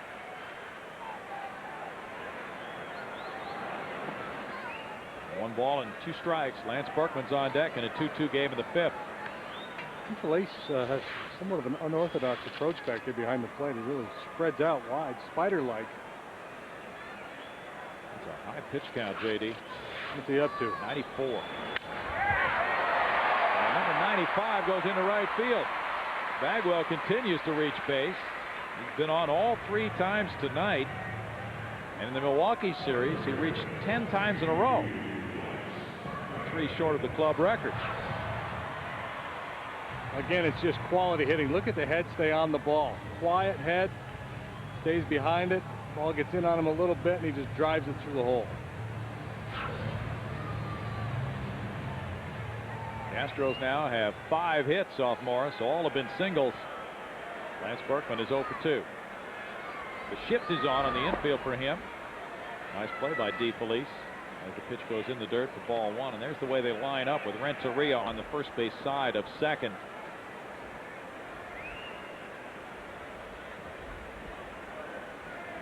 Third baseman Polanco playing well off the line. He is not very deep. So should Lance get a sinker, he might be able to ground a single right through shortstop there. And the outfielders also are swung around. Pujols is way over into left center field. 1 ball, 1 strike. Nobody's ever put a shift on like this with Lance hitting. Very unusual, isn't it? Perhaps the Cardinals advanced scouts saying, look, yeah, the guy hits the ball the other way in the air. And it's oftentimes the case where guys that will hit the ball in the air the other way, but if they hit it on the ground, they'll pull it. Perhaps that's the Cardinals advanced scout, Tony La Russa. Strike call 1 and 2. Well, one of the guys who does some advanced scouting for them, Bob Gebhardt, has been following the Astros for the last few days. And he's the former general manager of the Minnesota Twins and Colorado Rockies. That one hit Berkman, didn't it? No, apparently not. Curve in the dirt and a nice stop by DeFelice. It's 2 and 2.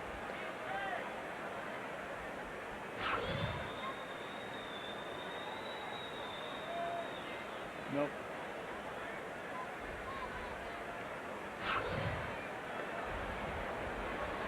DeFelice makes the nice play. It's 2 balls, 2 strikes. A shift like that sometimes can play with a hitter's mind.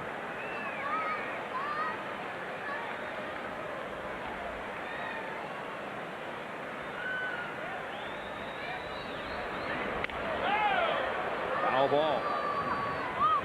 Still 2 and 2 the count.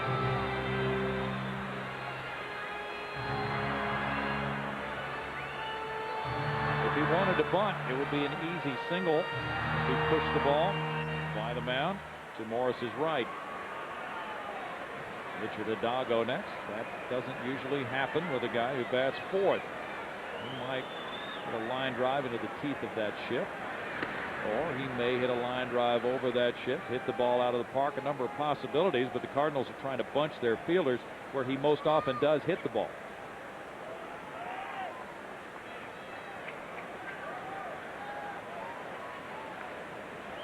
A lot of the charting comes in that the coaches receive from the scouts. Runner goes, and it's popped up. Pujols coming in left center. He has a long run to make, and he gets there. In the 5th inning, it's no runs a hit, and the runner stranded for the Astros. After 5, Cardinals 2, Astros 2.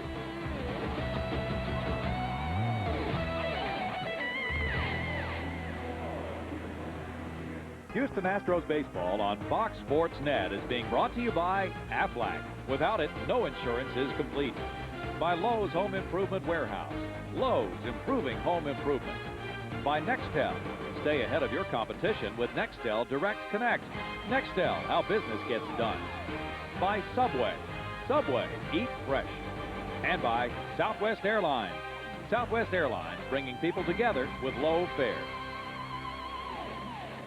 Ricky Stone comes in. It's a 2-2 ball game moving to the 6th inning. Carlos Hernandez leaving after working the first 5, and the Astros go to the right-hander who is pitching for the 3rd time. This spring he was 1-0 with a 2.13 ERA as he made the Astros club. And now for his 3rd regular season appearance, it's Edgar Renteria who leads it off. Ricky Stone throws strike 1 just above the knees to Renteria, who's 0 for 2. Ricky pitched Tuesday and Thursday in the Milwaukee series. Did not give up an earned run in 3 innings total. No balls and 2 strikes as Ricky Stone gets out in front of Renteria. DeFelice is on deck. Marrero to follow. Carlos Hernandez in 5 innings allowed 6 hits and 2 runs. He walked 2 and fanned 1. He threw about 94 pitches, something like that. 89 pitches. Slider is away, and it's 1 ball and 2 strikes, and the Astros are playing it conservatively with the young left-hander, as you would have expected, JD. Yeah.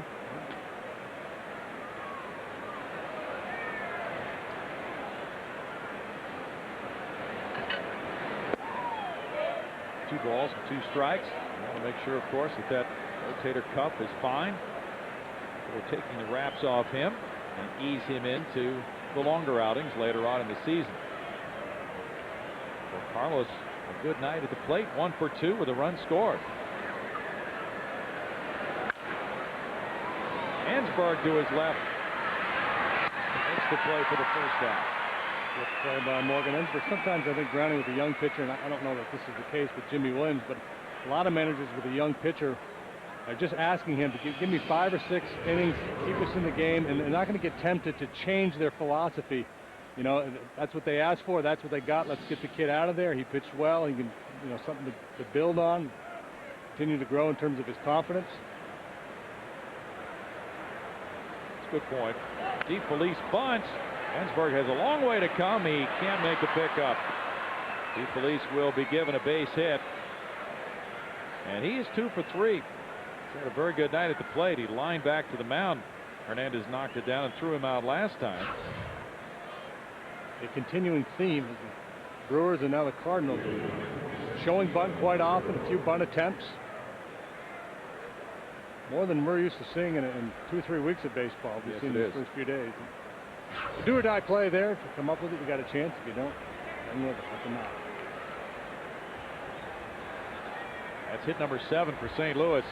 Cardinals have had at least 1 hit in every inning. Eli Marrero has had 2 of those hits, a triple to drive in a run and a double. Ball 1 to Marrero. It's ironic because DeFelice, a catcher, not particularly speedy, bunts for a hit. Marrero, very speedy, has not only not bunted, but he's hit a triple and a double in this game. Matt Morris on deck. And Marrero is a pretty good bunter. He is a good bunter. It's part of his game too. He'll drop down a bunt from time to time. You talked about it being, and I agree with you, an uncharacteristic first week of the season with all these bunts the Brewers and Cardinals have been trying. What a shocker it would be if he tried to drop one down here. Back-to-back bunt hits.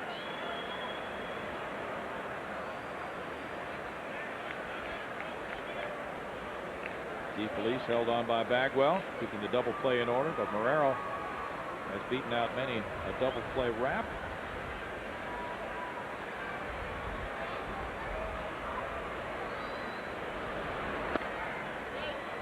It's 2 balls, no strikes for Ricky Stone. In his last outing Thursday, the Astros had a 6-2 lead in the 7th inning.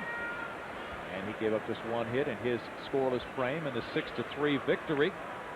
Ricky has fit quite well into that Astros pen this season. After 8 minor league years, made his first major league appearance last year with the Astros. And he worked 7 2/3 innings.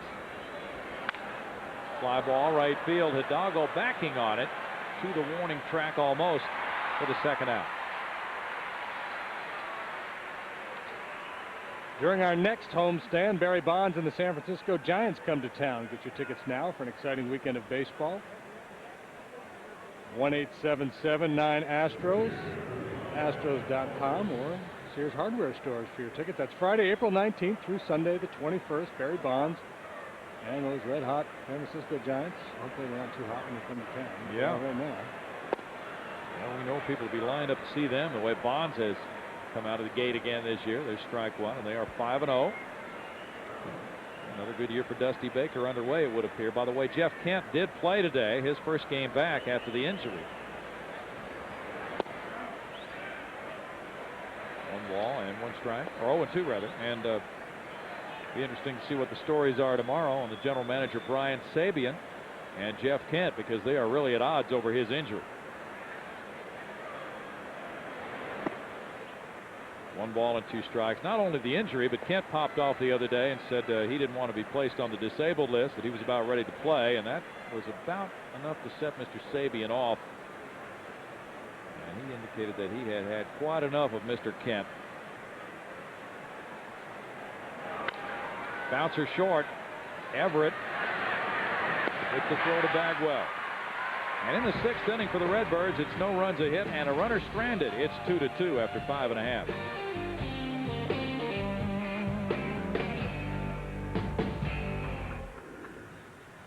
2-ball game in the 6th inning here at Astros Field. Carlos Hernandez had a good debut here in 2002, J.D. Indeed he did. 5 solid innings from Carlos Hernandez. Unfortunately for him, he's hooked up against Matt Morris, who's been equally as tough. So this game is going to be decided in the late innings. It's been a very entertaining game thus far. Just as Woody Williams did last night, Carlos is a spectator on the bench after he comes out of the game. A little nervous pacing perhaps, shifting his weight from side to side as he watches Matt Morris, a 22-game winner from last year, work the bottom of the 6th inning in a tie game. It's 2-2, and the Cardinals are warming up a lefty in their bullpen. It could be Mike Matthews. Looks like Matthews from a distance through that bullpen fence. He did not work last night. Morris did make the last out in the top of the frame. Now it's Richard Hidalgo with a 2-run single in the 3rd. He's 1 for 2. And it's ball 1 as Matthews gets loose. Darrell Ward is on deck. Morgan Ensberg due up 3rd in the Astros 6th. Third baseman Polanco picks it. There's 1 out for Morris. A hot shot. Polanco, a very good glove man. Cardinals felt that Albert Pujols could have been a Gold Glover at 3rd base, but evidently Polanco was having his difficulties in the outfield, so he's very comfortable at 3rd and makes the plays well at that position. Darrell Ward takes, and there's strike 1. He's 0 for 2. Mets in Atlanta go to the 9th, tied 2-2. Tommy Glavine started that game, I believe. Ball and strike. You are correct, sir. 7 innings for Tom Glavine. He gave up 6 hits and 2 runs. They were both unearned. Leitenberg and Remlinger worked the 8th. Jeff D'Amico started for the Mets. 6 innings, 2 runs allowed. Scott Strickland and David Weathers have worked 1 inning each. 1 ball and 2 strikes. The Mets have John Franco on the disabled list to open the season. Took the opener of that series last night. Ward hits a foul ball into the bag at first base. 2 strikes still to Darrell. Beautiful night here at Astros Field. Nice gentle breeze. Cool. And these early season games are fun for the fans with the good weather. There's Perez just into foul ground. Smart player. Catching Mr. Fair, missing Mr. Foul. That strike 3 call. Morris crowding Ward for his 7th strikeout. Tuesday, Steve Francis and the Houston Rockets travel to South Florida to take on Alonzo Mourning and the Miami Heat. Coverage begins at 6 with Southwest Sports Tonight, hosted by Kevin Eschenfelder. That's Rockets basketball Tuesday night here on Fox Sports Net. Morgan Ensberg has whiffed twice in this game. 2 of the 7 strikeouts for Morris. Was a little high with ball 1. 4 of the 7 have been called third strikes for Morris.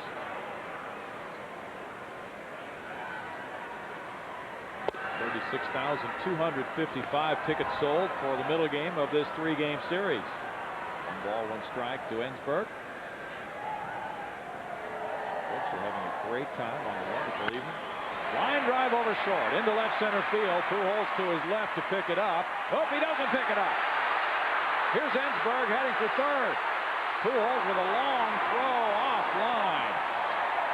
And that one got loose in the gap as Morgan Ensberg reaches third base with 2 outs. Edmonds was letting Pujols make the play, and it got under Pujols' glove. It's a hit and an error. Should be a double and an error. Morgan running hard. I don't know if he had made up his mind to try for 2 or not, but once Pujols misplayed this ball, and that's the second miscue for him out there tonight. It was off to the races for Morgan Ensberg. So a little redemption for Morgan. Punched out his first 2 times up, but now a chance to score the go-ahead run.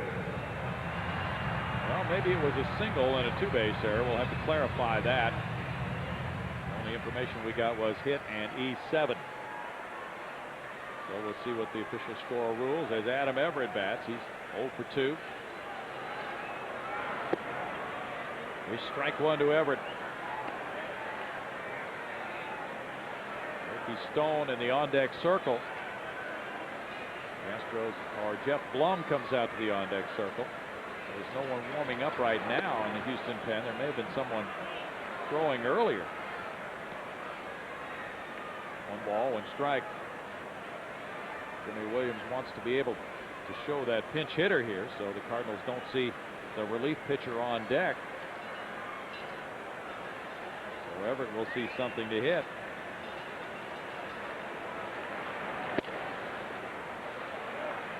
Two balls and a strike. It's going to be fun watching these 2 managers square off 19 times this year, J.D.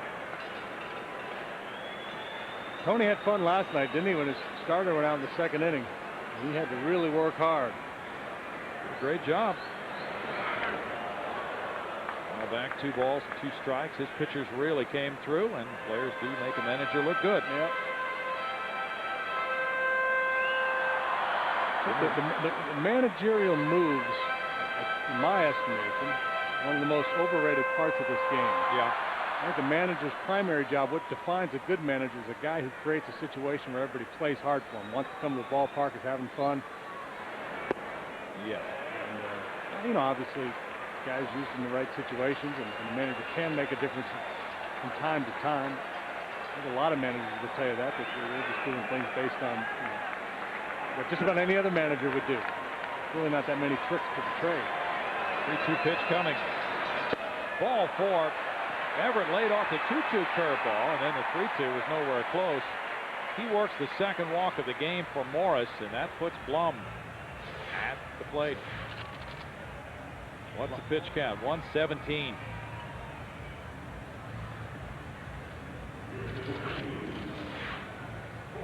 So Jimmy Williams, the former Cardinals shortstop who played for St. Louis briefly in '66 and '67, sends up a switch hitter. Left-hander has been warming up. Mike Matthews, well, pitching coach Dave Duncan in the Cardinal pen. And Blum gives the Astros that advantage again, being able to bat from either side of the plate. He came up in the 7th inning last night, hit a fly ball to center field.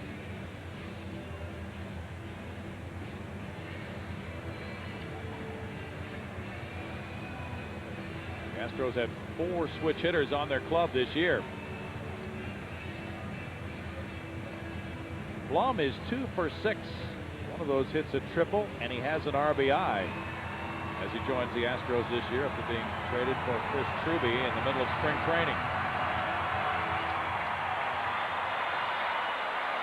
266 his spring average with a homer. He drove in 5 runners at first and third, 2 outs in a 2-2 game. Craig Biggio on deck. Ball 1 to Blum.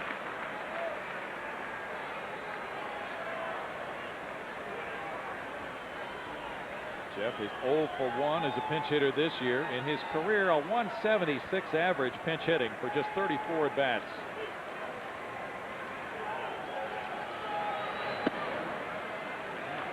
First time in this game that Morris showing signs of fatigue, controlling the body so well, and therefore losing command of his pitches. 2 walks and 7 strikeouts, 5 2/3 innings for Morris. The next pitch will be number 120 for Matt.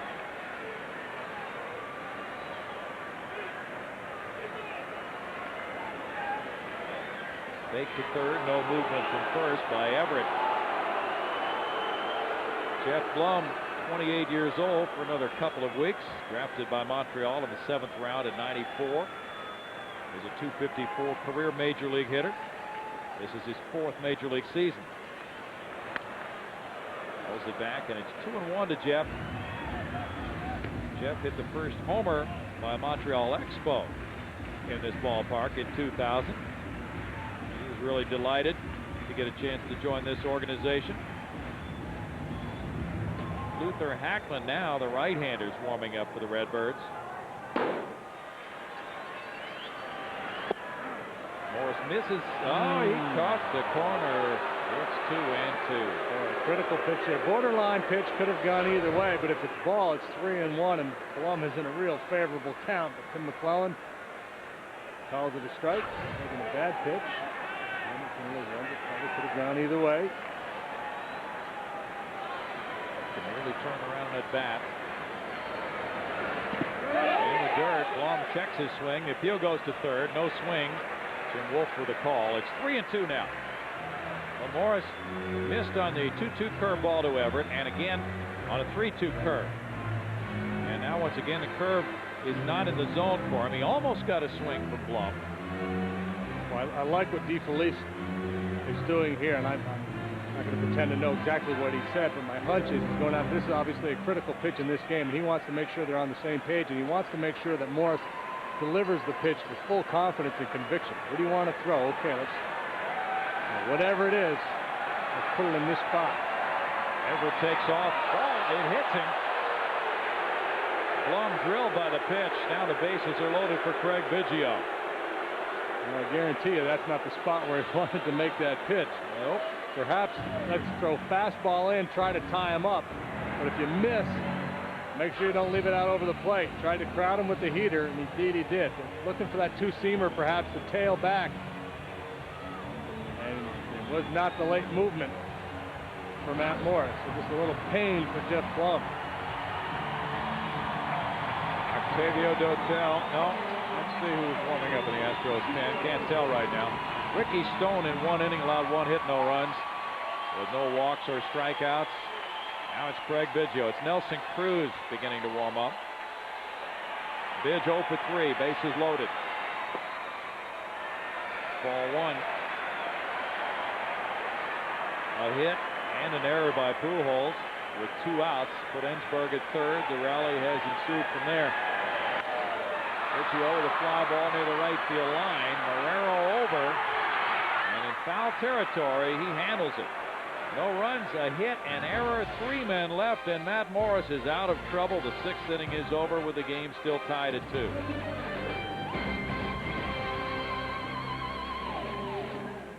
Gatorade game summary for you in a 2-2 ball game. We move to the 7th inning. The solo homer in the 5th by Albert Pujols tied the game. The Astros had scored 2 in the 3rd. Unearned runs. Hernandez scored 1 of them, and Ausmus the other. A 2-run single by Richard Hidalgo chased them home. And Carlos Hernandez has scored a run. He's pitched 5 innings, allowing 2 earned. Ricky Stone in 1 inning allowed 1 hit, no runs. Now pitcher number 3 of the night for Houston is Nelson Cruz. And he will get the 7th inning with the top of the order for the Cardinals. Vina, Polanco, and Perez due up against Cruz, who's making his 2nd outing of the regular season. Nelson has an ERA of 0 for that 1st inning that he pitched. Line drive left center field, and Ward off his glove. He fires into second base. It's a single by Vina. Nice try by Ward. Got leather on it. And Vina's 1 for 4 now. Like he might come up with it. Just off that last finger of his mitt. Good effort. And fortunately, the ball stays close to home, so he's able to rush it back into the infield and hold Vina to the single. Obviously, a threat to run. Polanco handles the bat well. A lot of options here for La Russa. Bunt, straight steal, hit and run. Polanco's 2 for 3 tonight. Adam Everett robbed him of a bid for a third. Hit in the 5th inning in the hole at shortstop. Everett creeping in at third, or Ensberg rather, as the throw goes to first. Going back to the last inning, Ensberg's hit was ruled a single, and Pujols was charged with a 2-base error on that ball in the gap in left center field.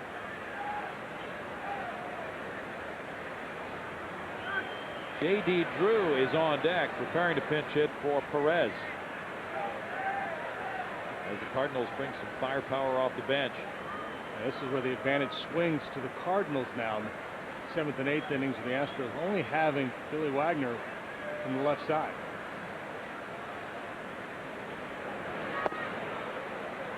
This ball 1 to Polanco. Showing bunt that time with Ensberg and Bagwell coming in. Astros bullpen with the work by Ricky Stone here tonight has worked 16 innings and allowed 3 earned runs, so they're off to a pretty good start. One facet of this club that some folks may have questioned, and understandably so. A little mixed up, and some guys didn't perform that well in spring training, but so far so good here in the regular season. A hit with a shortstop moving to cover second base, and it goes right through that left side. Polanco has a 3-hit game. Everett was moving to cover. Vina, though, only goes to second as Polanco rams one through the left side. Take a look at Vina's jump. Here's the break. Here comes the pitch. Polanco gets the head out and jerks it through the hole. It would have been a base hit through the hole anyway.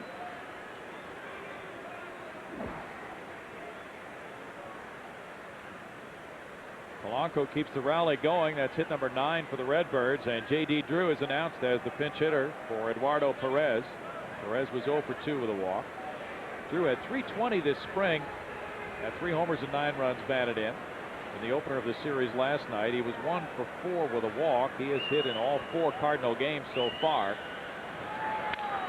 Bouncer, Bagwell, Everett, and safe. As Cruz covers first base, Vina takes third. Out number 1 turned in. 2 long throws required, and Drew runs well. Hitting from the left side, has good speed. Nice to see Jeff Bagwell make this play.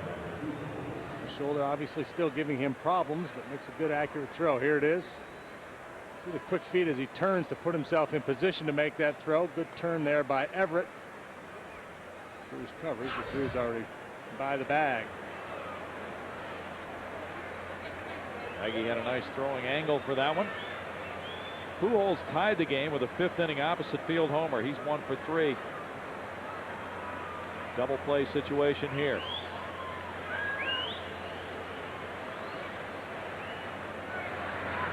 Cruz with the pickoff throw keeps Drew close. Drew might be thinking steal here. Jim Edmonds on deck.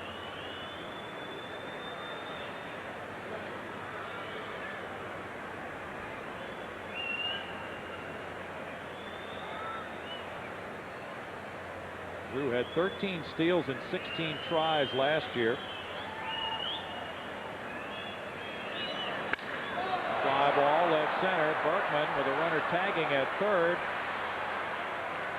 Cardinals will get the go-ahead run home, and it's 3-2 on a sacrifice fly by Pujols. He tied it with a homer in the 5th, and now the go-ahead run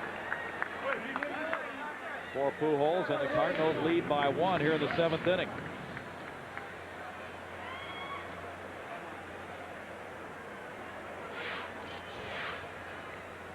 Vina scores, and Nelson Cruz will try to get Jim Edmonds.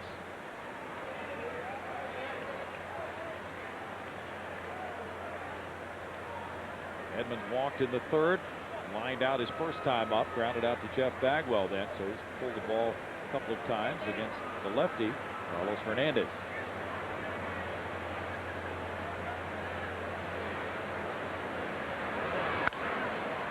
One hopper through Fields, and the Cardinals have the lead in the middle of the 7th inning. Bottom of the 7th, Cardinals lead the Astros 3-2. Coming up immediately after our ball game, it's the Southwest Sports Report. We'll have a wrap-up of our ball game with the Cardinals, a recap of the Mavs Spurs matinee, and Fox Sports Net's Camping Around the Big 12 tour continues with a look at the Aggies of Texas A&M. Catch the Southwest Sports Report right after our ball game with Randy and Dave. J.D. Drew stays in the game. He's in right field after pinch hitting for first baseman Eduardo Perez. That necessitates a move. Eli Marrero going from right field to first base. And the new pitcher, meanwhile, is Mike Timlin. Timlin comes in after Matt Morris goes 6 innings, qualifies for the win with that go-ahead rally in the top of the 7th. Timlin had an outstanding spring with an ERA of 0, a 1-0 record for 9 games.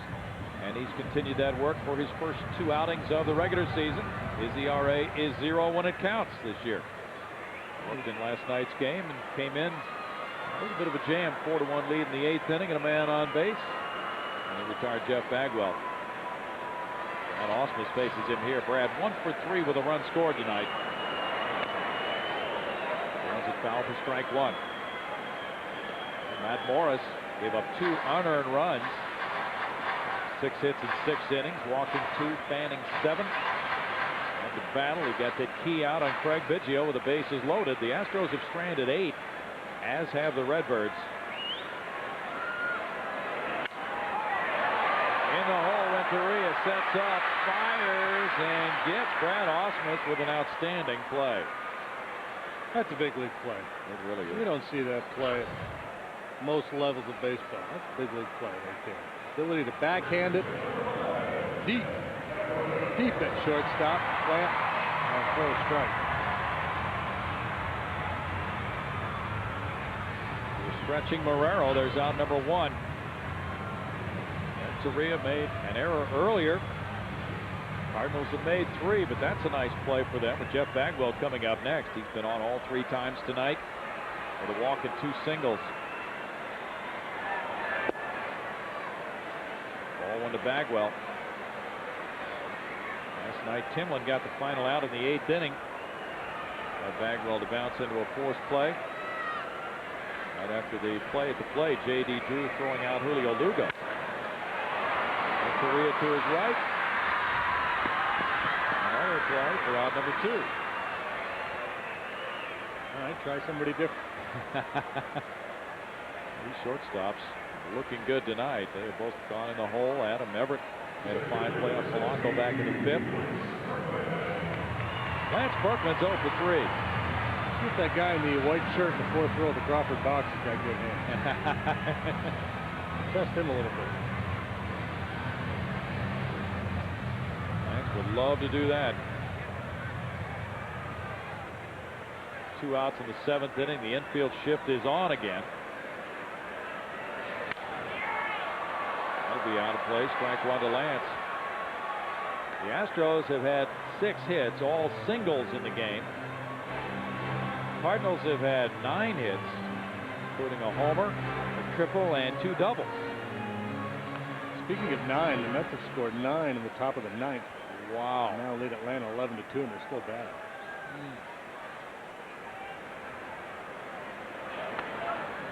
Serious damage. Berkman fouls at 0-2 as he tries to check his swing. Happy anniversary to Milo and Arlene Hamilton. Their 50th wedding anniversary today. Hey, we had some anniversary cake in the press lounge, too. Very nice. Milo and Arlene.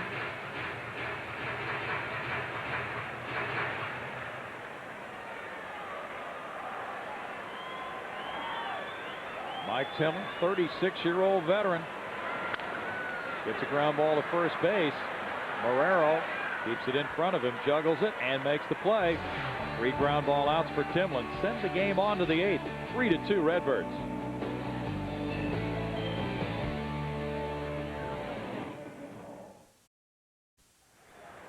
Nelson Cruz throws pitch number 1 of the 8th inning. It is strike 1 to Edgar Renteria. Renteria 0 for 3 in this game. The Cardinals lead at 3-2. Albert Pujols has driven in 2. His homer in the 5th inning tied it at 2. His sac fly in the 7th has lifted the Cardinals in front by 1. Cruz hits the outside edge, and it's no balls, 2 strikes to Renteria, who just made a fine play on Brad Ausmus, leading it off in the home 7th inning. Cardinals are getting a lefty ready in their bullpen after Mike Timlin had a 1-2-3 7th. Pitcher spot will come up if they get a man on base here in the 8th inning. It's 1 ball and 2 strikes. You talked about that big Mets rally in the top of the 9th inning, JD. They scored 9 runs in the top of the 9th. They lead at 11-2 over Atlanta going to the bottom of the 9th, and John Smoltz was in the game for a lot of that. 2 balls, 2 strikes.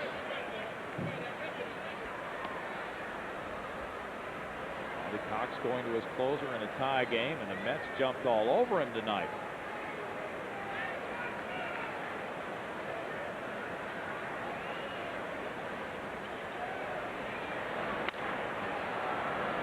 Adam Everett makes the throw to Bagwell for out number 1 as we check our next tell. You make the call replay. This was the call for the official scorer tonight.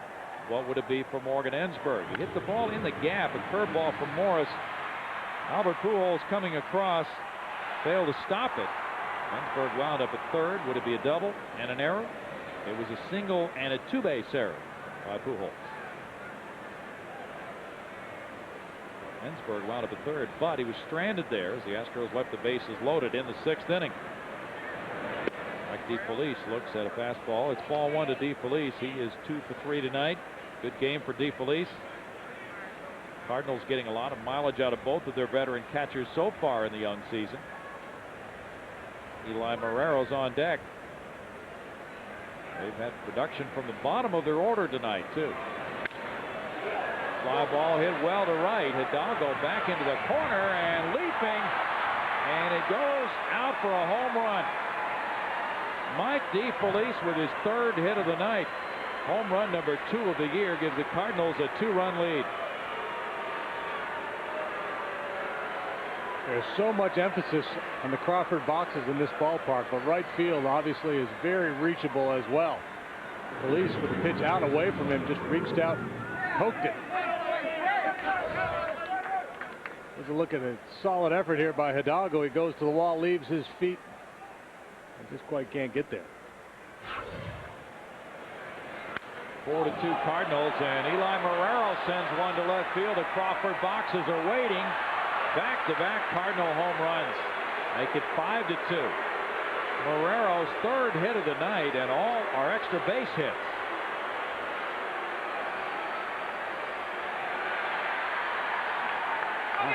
What a night for Marrero. Double, triple, and a home run. Home run number 1 for Marrero. Batting 8th. We referred to him as the secret weapon last night. Boy, secret weapon has been unleashed. Most of the time he's looking to shoot it the other way. This time he gets out in front of a pitch, perhaps a hanging changeup. Gets it to the back of the Crawford boxes. That Atlanta-New York game you're talking about, Brownie. Yes, Smoltz 2/3 of an inning, 6 hits, 8 earned runs. Wow. It'll take a while to whittle away at that ERA, which now stands at 43.19. Back-to-back homers allowed by the Astros for the 2nd time on this homestand. Sexton and Jenkins went back-to-back for Milwaukee on Tuesday. It takes a reliever a long time to get that ERA down to respectability after a night like that. Scott Linebrink is working now for the Astros. Bert Hooton's visit buys a little time. Mike Timlin now with the Cardinals leading by 3 will be batting.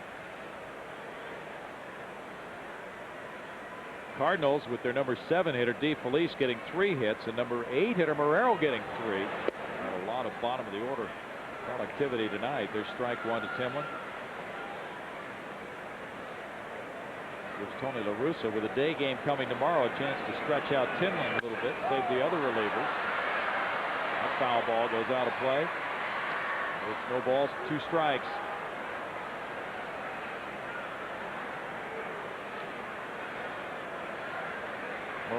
has tied his career high with this 3-hit game. It's going to be interesting to see what the Redbirds do with him to try to get him some playing time as the season moves along. He has started the year 6 for 7.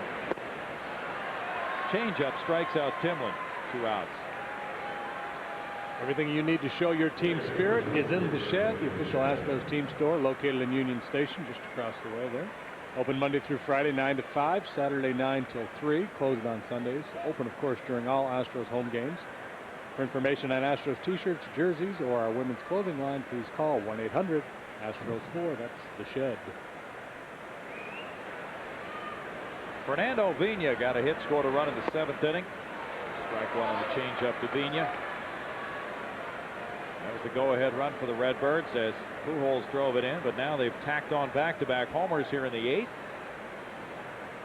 And they lead by 3 with the left-hander still working in their bullpen. Hidalgo, Ward, and Ensberg due up. Line drive, right field corner, extra bases for Vina. Vina takes the turn. He's an expert at getting a triple, and he's going to stop at second base. He took a look at his third base coach. He was indicating all along that he should not try to come over to third. Jose Oquendo, who hit a few triples himself. The real secret weapon. Yeah, that's what they called him. You're right. Then you get to the head out on this pitch, whacks it into the corner.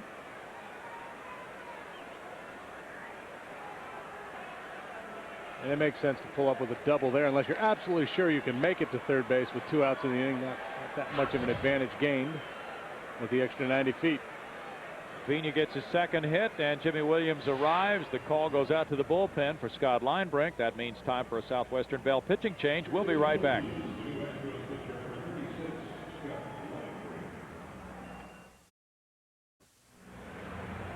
Five to 2 is our score. We're in the 8th inning. Looking for the best way to spend your evenings?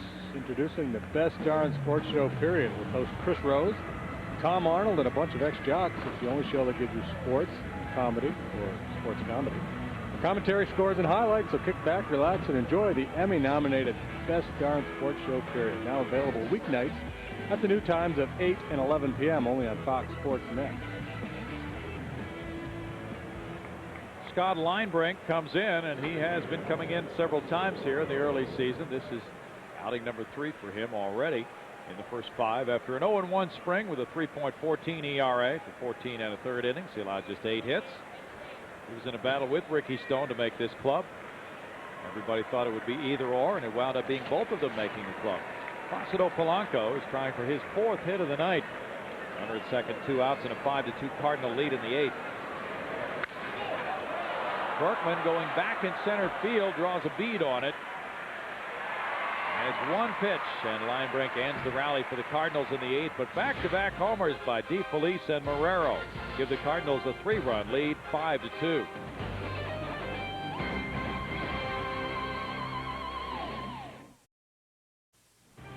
Houston Astros baseball on Fox Sports Net is being brought to you by Bud Light.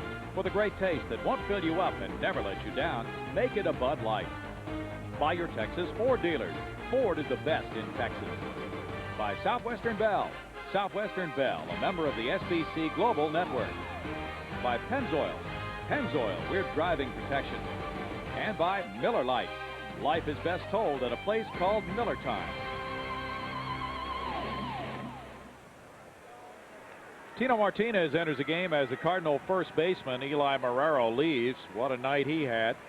A triple, a double, and a homer in 4 at-bats. And Marrero is now 6 for 7 to open the season. He's on the bench as Marrero takes over at first base, and Richard Hidalgo leads it off in the Houston 8th inning. Mike Timlin throws ball 1. Hidalgo drove in 2 with a single to left in the Astros 3rd. Those 2 runs unearned are the only ones the Astros have been able to get home tonight. He delivers one upstairs, and it's 2 balls and no strikes for the veteran who started with the Toronto Blue Jays in '91. Jimmy Williams managed that club from '86 through '89. So they just missed crossing paths there.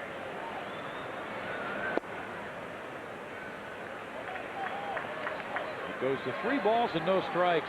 That cannot make Tony La Russa very happy now with a 3-run lead. Someone had a 1-2-3 7th inning. Didn't throw many pitches at all in that frame. It says mom on his hat. Does it? See that? Yeah. There it is. The league weren't they kind of leaning on players not to do that, but you can't ask a guy not to put mom on his hat. You can't legislate mom, as they say. Ball 4. Mom wouldn't be proud. Walking the leadoff man with a 3-run lead. This copyrighted telecast is presented by the authority of the Houston Astros. It may not be reproduced or retransmitted in any form whatsoever without the express written consent of the Houston Astros. Call Murphy Brown for that. He'll give you permission if you're nice. Tony La Russa didn't like that walk. That'll do it for Timlin. And the bullpen will be called into action for the second time in this game by La Russa. It's 5-2 Cardinals. We'll be right back.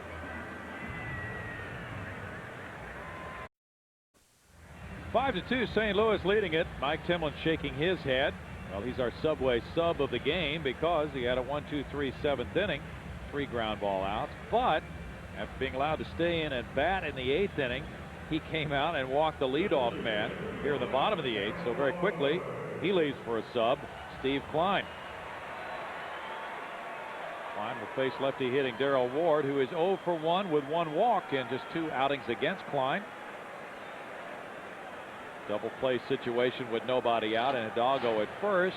Richard not being held on by Tino Martinez. Klein deals ball 1. The Cardinals have a 3-run lead. They're going to defend the infield more than hold the runner. There's a look at the numbers for spring training for Steve Klein. The durable left-hander. Durable is right again this year. 1 ball, 1 strike. He's led the league in appearances the last 3 years. And this is his 4th appearance in 5 games for the Redbirds this season.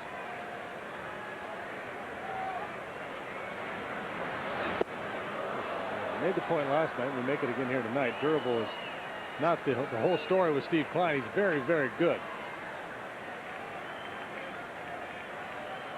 He has no walks and 4 strikeouts in 3 innings so far. Last night he worked 1 inning, gave up 2 hits, no runs.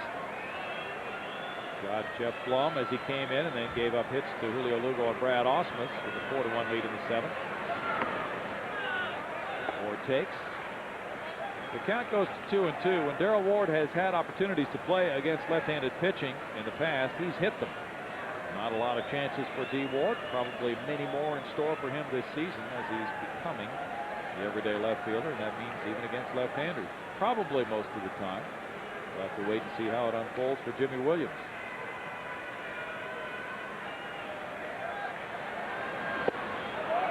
A strikeout for Steve Klein gets out number 1 here in the 8th.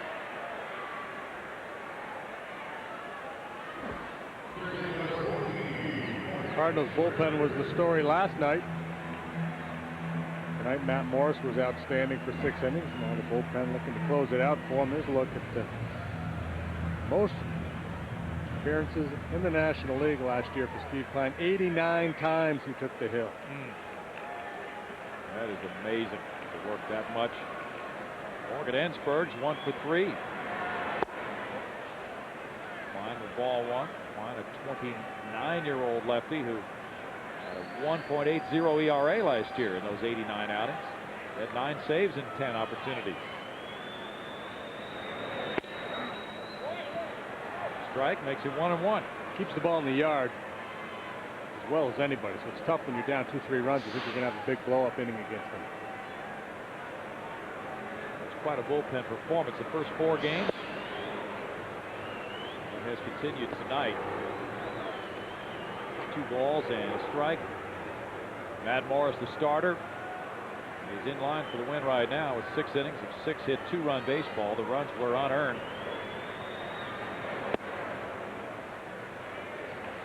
It's 3-1 for Steve Klein, drafted by Cleveland, traded to Montreal, where he blossomed. And the Cardinals got him in a trade along with Dustin Hermanson for Fernando Tatis and Britt Reams prior to last season. Ensberg takes the walk, the 2nd of the inning.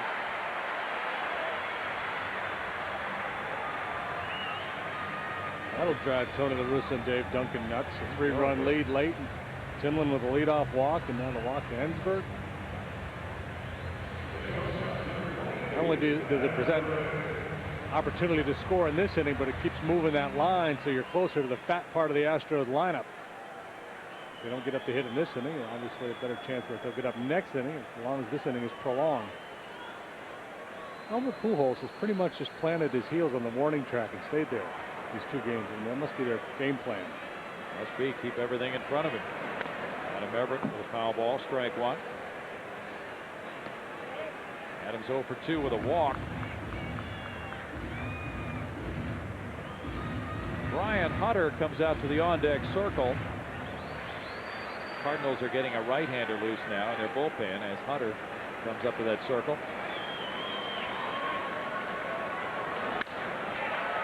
Renteria troubles, and Vigna with the throw turns 2. And at second base, it's Ensberg and Vigna tangling a little bit. Ensberg apparently trying to explain, and the bench is empty. But cooler heads are prevailing already. We didn't see them get tangled up, but apparently they did, and Ensberg seemed to be saying, hey, cool it. Vigna, very fiery player, apparently was upset at the way Ensberg went in. And in the 8th inning for the Astros, no runs, no hits, and a man left. We move to the 9th inning. Cardinals lead at 5-2.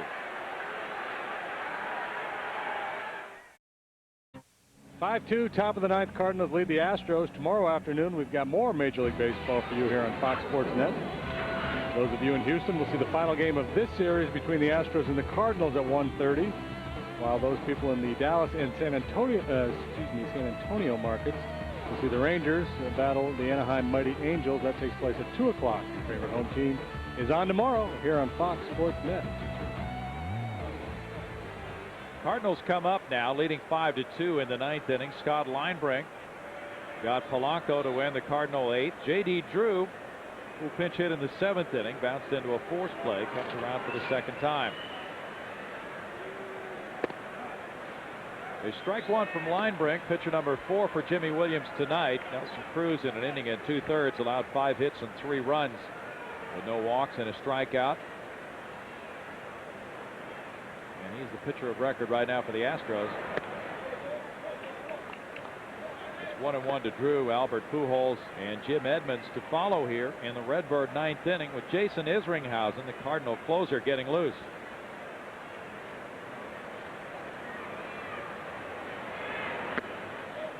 Drew looks at it, hits the ball, and the count goes to 2-1 on J.D. Linebrink starts with the forkball grip every time. And then if he's going to throw another pitch, he'll adjust as he goes into his mitt.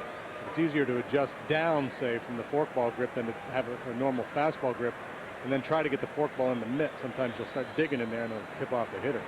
Big fastball makes it 2-2.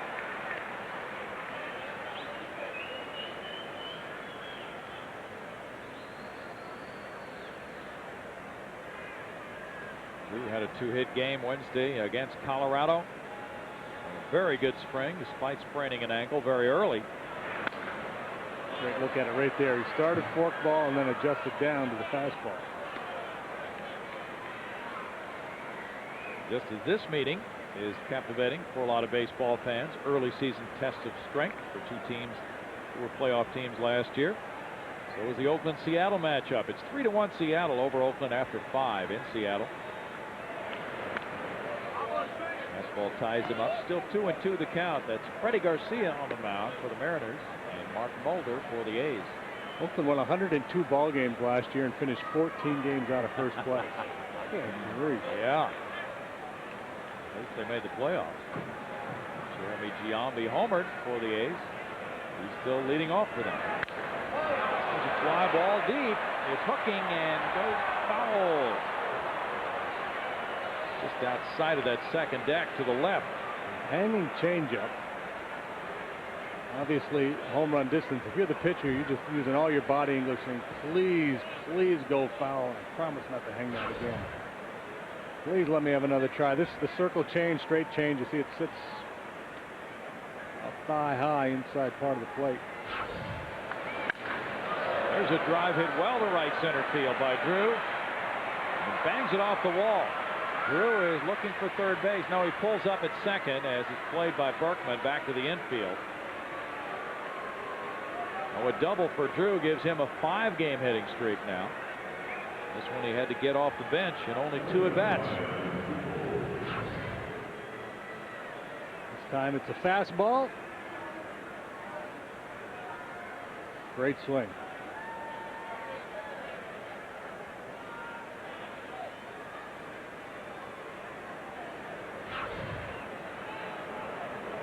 Steinbrink gives up a leadoff double now. Pujols is the batter. That's Drew's second double of the season. Cardinals continue to pepper the Astros with extra base hits tonight. Ball 1 from Steinbrink. They have 3 homers in the game, 4 doubles and a triple.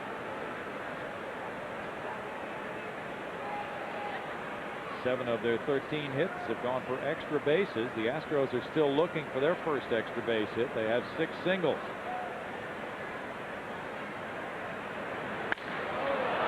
Deep to center field. Berkman way back in center. It's up onto Taos Hill. Scoring easily, Drew to make it 6-2. RBI double Pujols. Pujols with a 3 RBI game.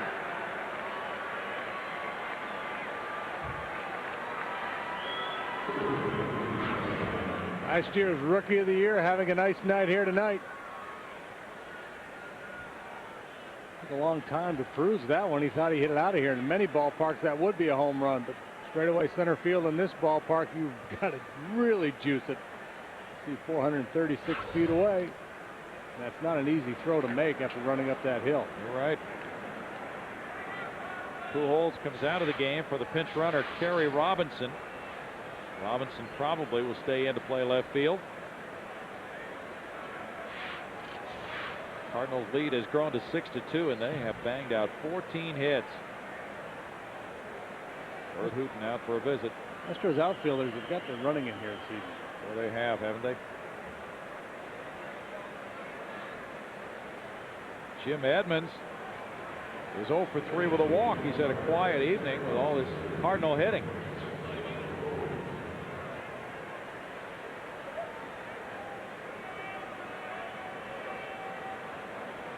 Edgar Renteria is on deck in a 6-2 game in the 9th inning.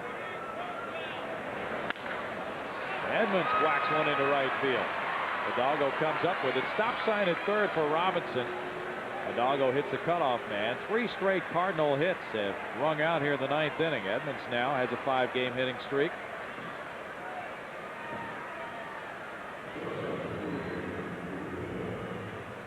Big night for the Redbird hitters, who were a .288 team average coming into this. And now it's Renteria. Renteria 0 for 4.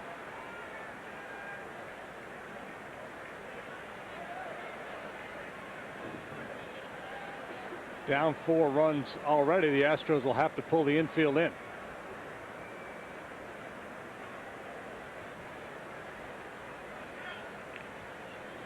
Renteria has put the ball in the air twice and 2 grounders the last 2 times up. Infielders in tight for him. T.J. Matthews getting up in the Astros bullpen. Ball 1 from Steinbrink. Colorado nothing, Los Angeles nothing after 2.5 at Dodger Stadium. Jason Jennings, the rookie for Colorado from Baylor University, against Kazuhisa Ishii. 3 innings of no-hit ball for Ishii. No walks and 5 strikeouts. Nice debut so far. He is a rookie, even though he pitched for several years in Japan. The Dodgers have waited a few extra days for him to make his debut because he had some problems in spring training, trying to get his work routine down. 2 balls, no strikes for Renteria. Nice stop by Ausmus. It's 3-0. Tomorrow, Darryl Kyle will be the pitcher against Wade Miller as this series comes to a close and the homestand ends tomorrow. The Astros heading out on a 9-game, 11-day road trip after the game. They go to Colorado, St. Louis, and Cincinnati.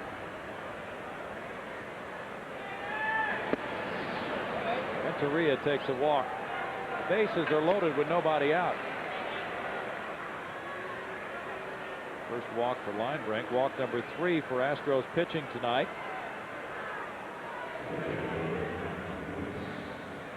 Mike DeFelice has had quite a night. Got a number 7 spot. 3 hits. 1 a double, 1 a homer.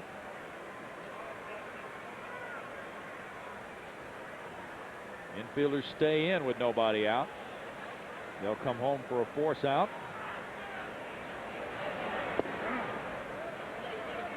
Strike for Linebrink.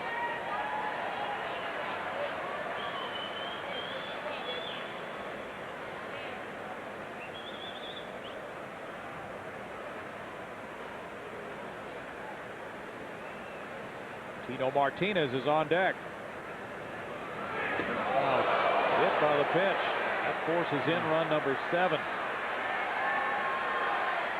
5 straight Redbirds reach base. DeFelice will be credited with an RBI on the hit batsman. His 2nd of the night, and he's on for the 4th time. It started to go down to the tubes here as soon as I said that the Astros bullpen had been performing quite well here. Oh, well. It's bound to happen at some point. That's the jinx on him. Drilled in the rib cage. Tino Martinez and Jimmy Williams will come out to make a pitching change. Martinez will be the batter. Cardinals rallying for more here in the 9th. 1 in the 7th, 2 in the 8th, 2 in the 9th so far. Bases loaded, nobody out. Cardinals lead at 7-2, and we'll be right back.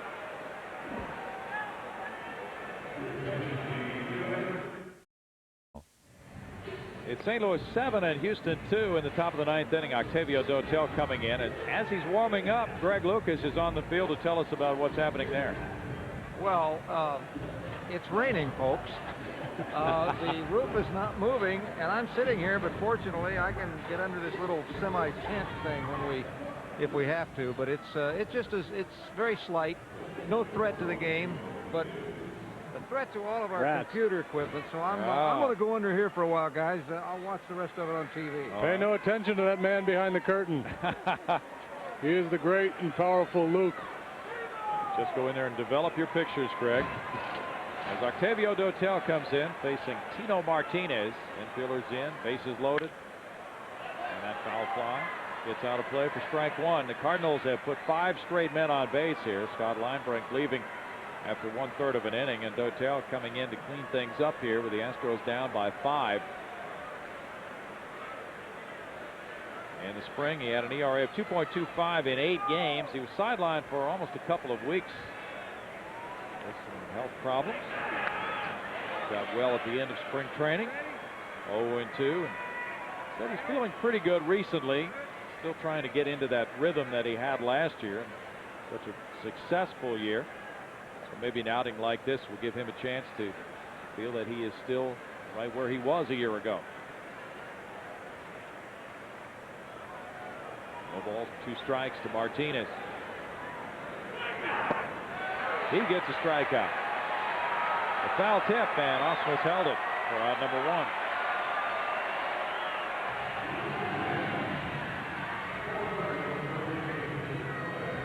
Well, Jimmy Williams continues to fight. He brings Dotel in, down 5 runs, had the infield pulled in, so he obviously still feels like his club can come back and win this thing in the bottom of the 9th.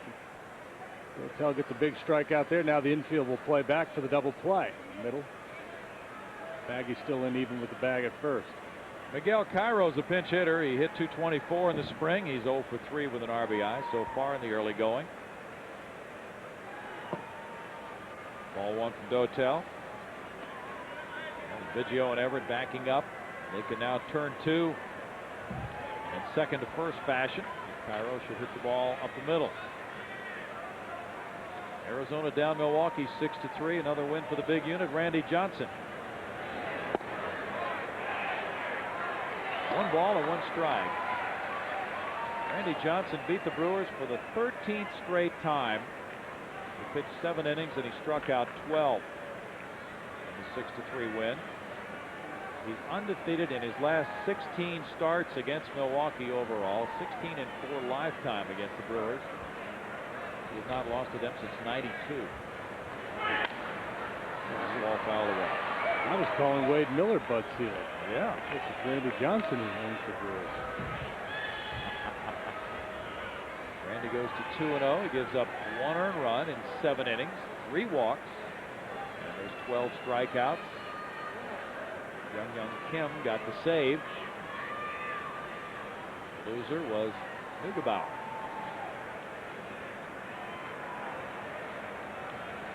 1-2 for Dotel. Fly ball right center field. Berkman breaking for it. Hidalgo over. He makes the catch on the run. Here's the tag at third. And it'll be a sacrifice fly and an 8-2 Cardinal lead. Cairo with a pinch hit sac fly scores Edmonds with the 3rd run of the inning.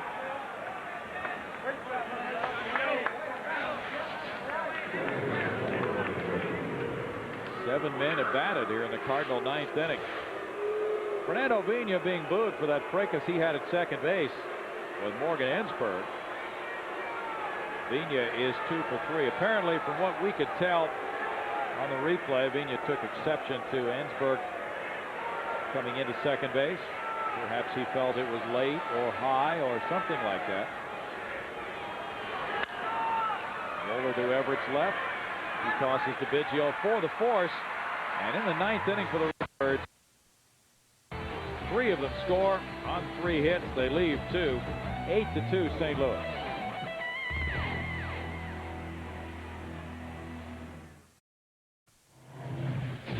And now we check our Pennzoil protection play. Protection? Well, protection against hitting the ball. Matt Morris provides that with 7 strikeouts. Cardinals have made 3 errors tonight. He protects everybody from the ability to make an error by striking out these 7 hitters, JD. And by pitching 6 innings, he protected the bullpen a little bit. They were worked hard last night. There's a guy who can do some protection for you, the speedy outfielder Kerry Robinson. And Luther Hackman comes in to do the pitching. Steve Klein worked 1 inning with 1 walk and 1 strikeout, and Hackman is pitcher number 4, his first outing in this series. Right-hander comes in for mop-up duty in an 8-2 game after a spring which saw him have an ERA of 1.20 in 15 innings. He had a save. Well, these Cardinal pitchers are at 0 ERAs in the That's spring. the truth. Timlin, this guy. What they did, I think didn't I read where they had the lowest ERA in the spring, their pitching staff? That could be right. Luther Hackman. 27 years old, 6'4", 195 from Columbus, Georgia? Mississippi. Oh, Missouri. What's MS? Missouri? MS would be Mississippi. Mississippi. Yeah. That's where he's from then. That's where he was born anyway. Okay. And last year he pitched 35 times for the Cardinals. This year he's pitched once with an ERA of 0 for 2 innings. He has not given up a hit. I need to bone up on my state abbreviations. My goodness. Don't we all? Orlando Merced drove in 5 in the spring. He's the pinch hitter now. Hackman throws and it's strike 1. Merced gets an at bat here to help him stay sharp for a more meaningful situation. Octavio Dotel worked 1 inning, gave up no hits or runs, had a strikeout. 1 ball, 1 strike. Scott Linebrink worked 1/3 of an inning. He was charged with 3 hits, 3 runs, walking 1 and hitting a batter with no strikeouts. Said fouls it back. 1 ball and 2 strikes on the Astros' best pinch hitter of last season, and he set a club record for pinch RBIs for any season for a Houston player. He's 0 for 2 so far this year. Well, the Reds continue to struggle at home. They lost to Montreal 5-2. There's a bouncer, and there's the first hit for Orlando here in 2002. A pinch single. He did that many, many times last year. Vina was playing him as a pull hitter. Skated way over towards the hole, so the middle of the diamond was totally wide open. That's exactly where he hit it. He's aboard for Craig Biggio. That's hit number 7 for the Astros. They've all been singles. Biggio's 0 for 4.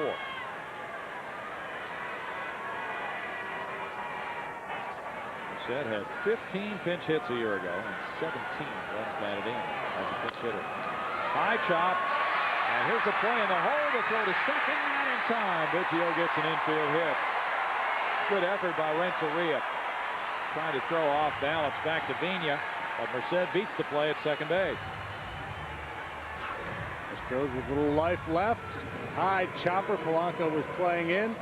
Otherwise, he would have been able to handle it. Good hustle by Merced. To take away Renteria's only option.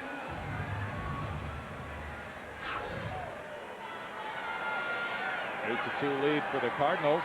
They don't want to have to get another pitcher up. Brad Ausmus. They'd love to see some stirring, and he could be a part of that. He is 1 for 4. Jeff Bagwell on deck. And pops the mid at 93, but it's high for ball 1. The Reds kicked the ball around again tonight, and that loss at Cincinnati to Montreal 5 to 2. They just didn't have the knack of winning at home last year. And they've had a rough homestand so far this weekend. 2 balls, no strikes. Pirates, though, have been quite a surprise in the early going. And that's why we have faith in this ball game, because we remember last year in Pittsburgh when the Astros had a 7-run lead in the 9th and it disappeared. Oh, yeah. Fastball makes it 2 balls and a strike. Those things can happen in baseball in the bottom of the 9th.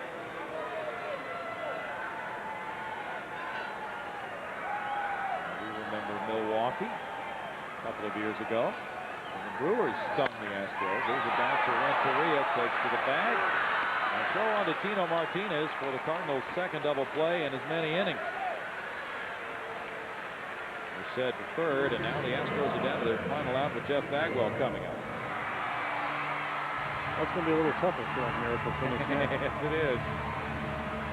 Little play will just break your heart. I want it. A rally killer.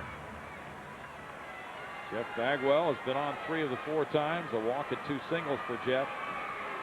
Frank White never spiked the rally. Strike 1 to Bagwell. That's Berkman on deck. For some reason I have this recollection of Howard Cosell doing Monday Night Baseball. Frank White never spiked the rally.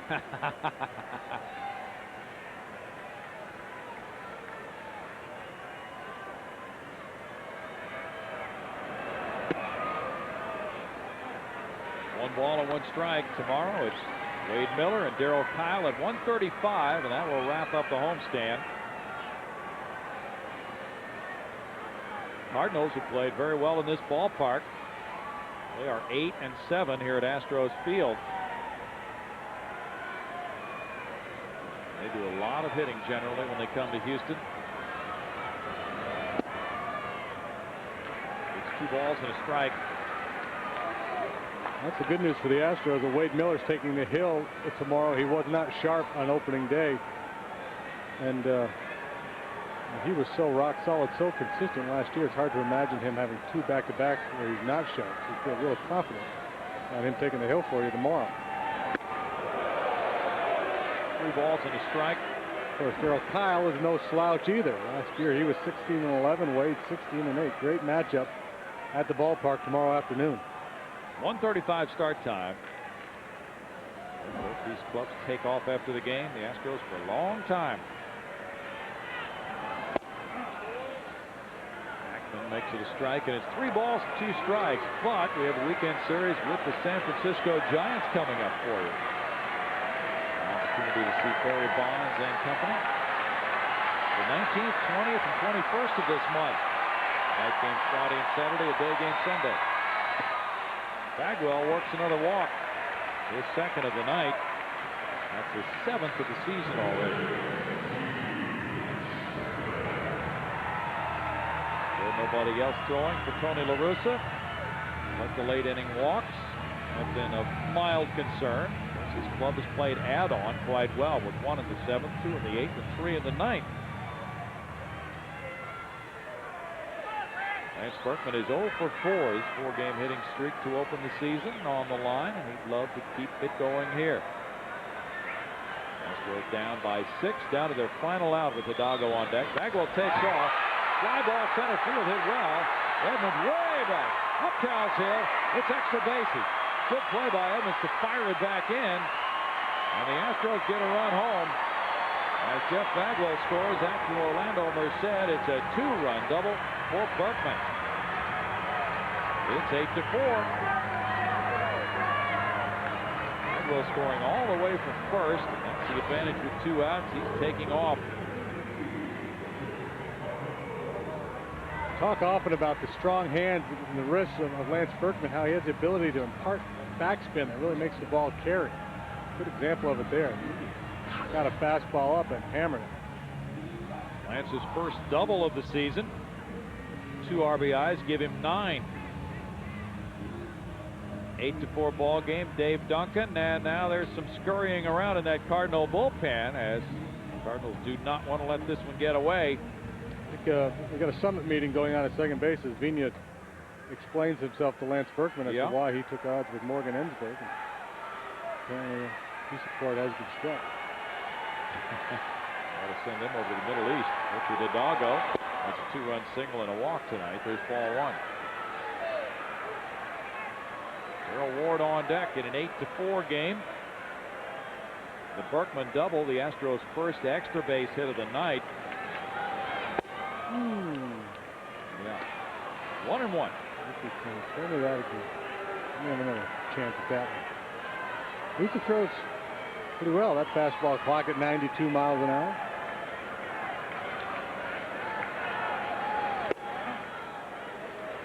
He gets a call there, and it's 1 ball and 2 strikes. He was drafted by the Rockies in '94. Cardinals got him in the Darryl Kyle, Dave Veers trade. To right field, and Drew has it. The Cardinals have won the first 2 in this series. They win this one 8-4. You can catch our next Fox Sports Net Astros game. It is coming up soon tomorrow at 1:30 as the Cardinals are trying to win their 3rd straight in this series tomorrow. It's at 1:30 tomorrow, and it's Darryl Kyle against Wade Miller. Final score 8-4. The Redbirds win it, but now we go to Randy McIlvoy and Dave Benz at our Fox Sports Net studios.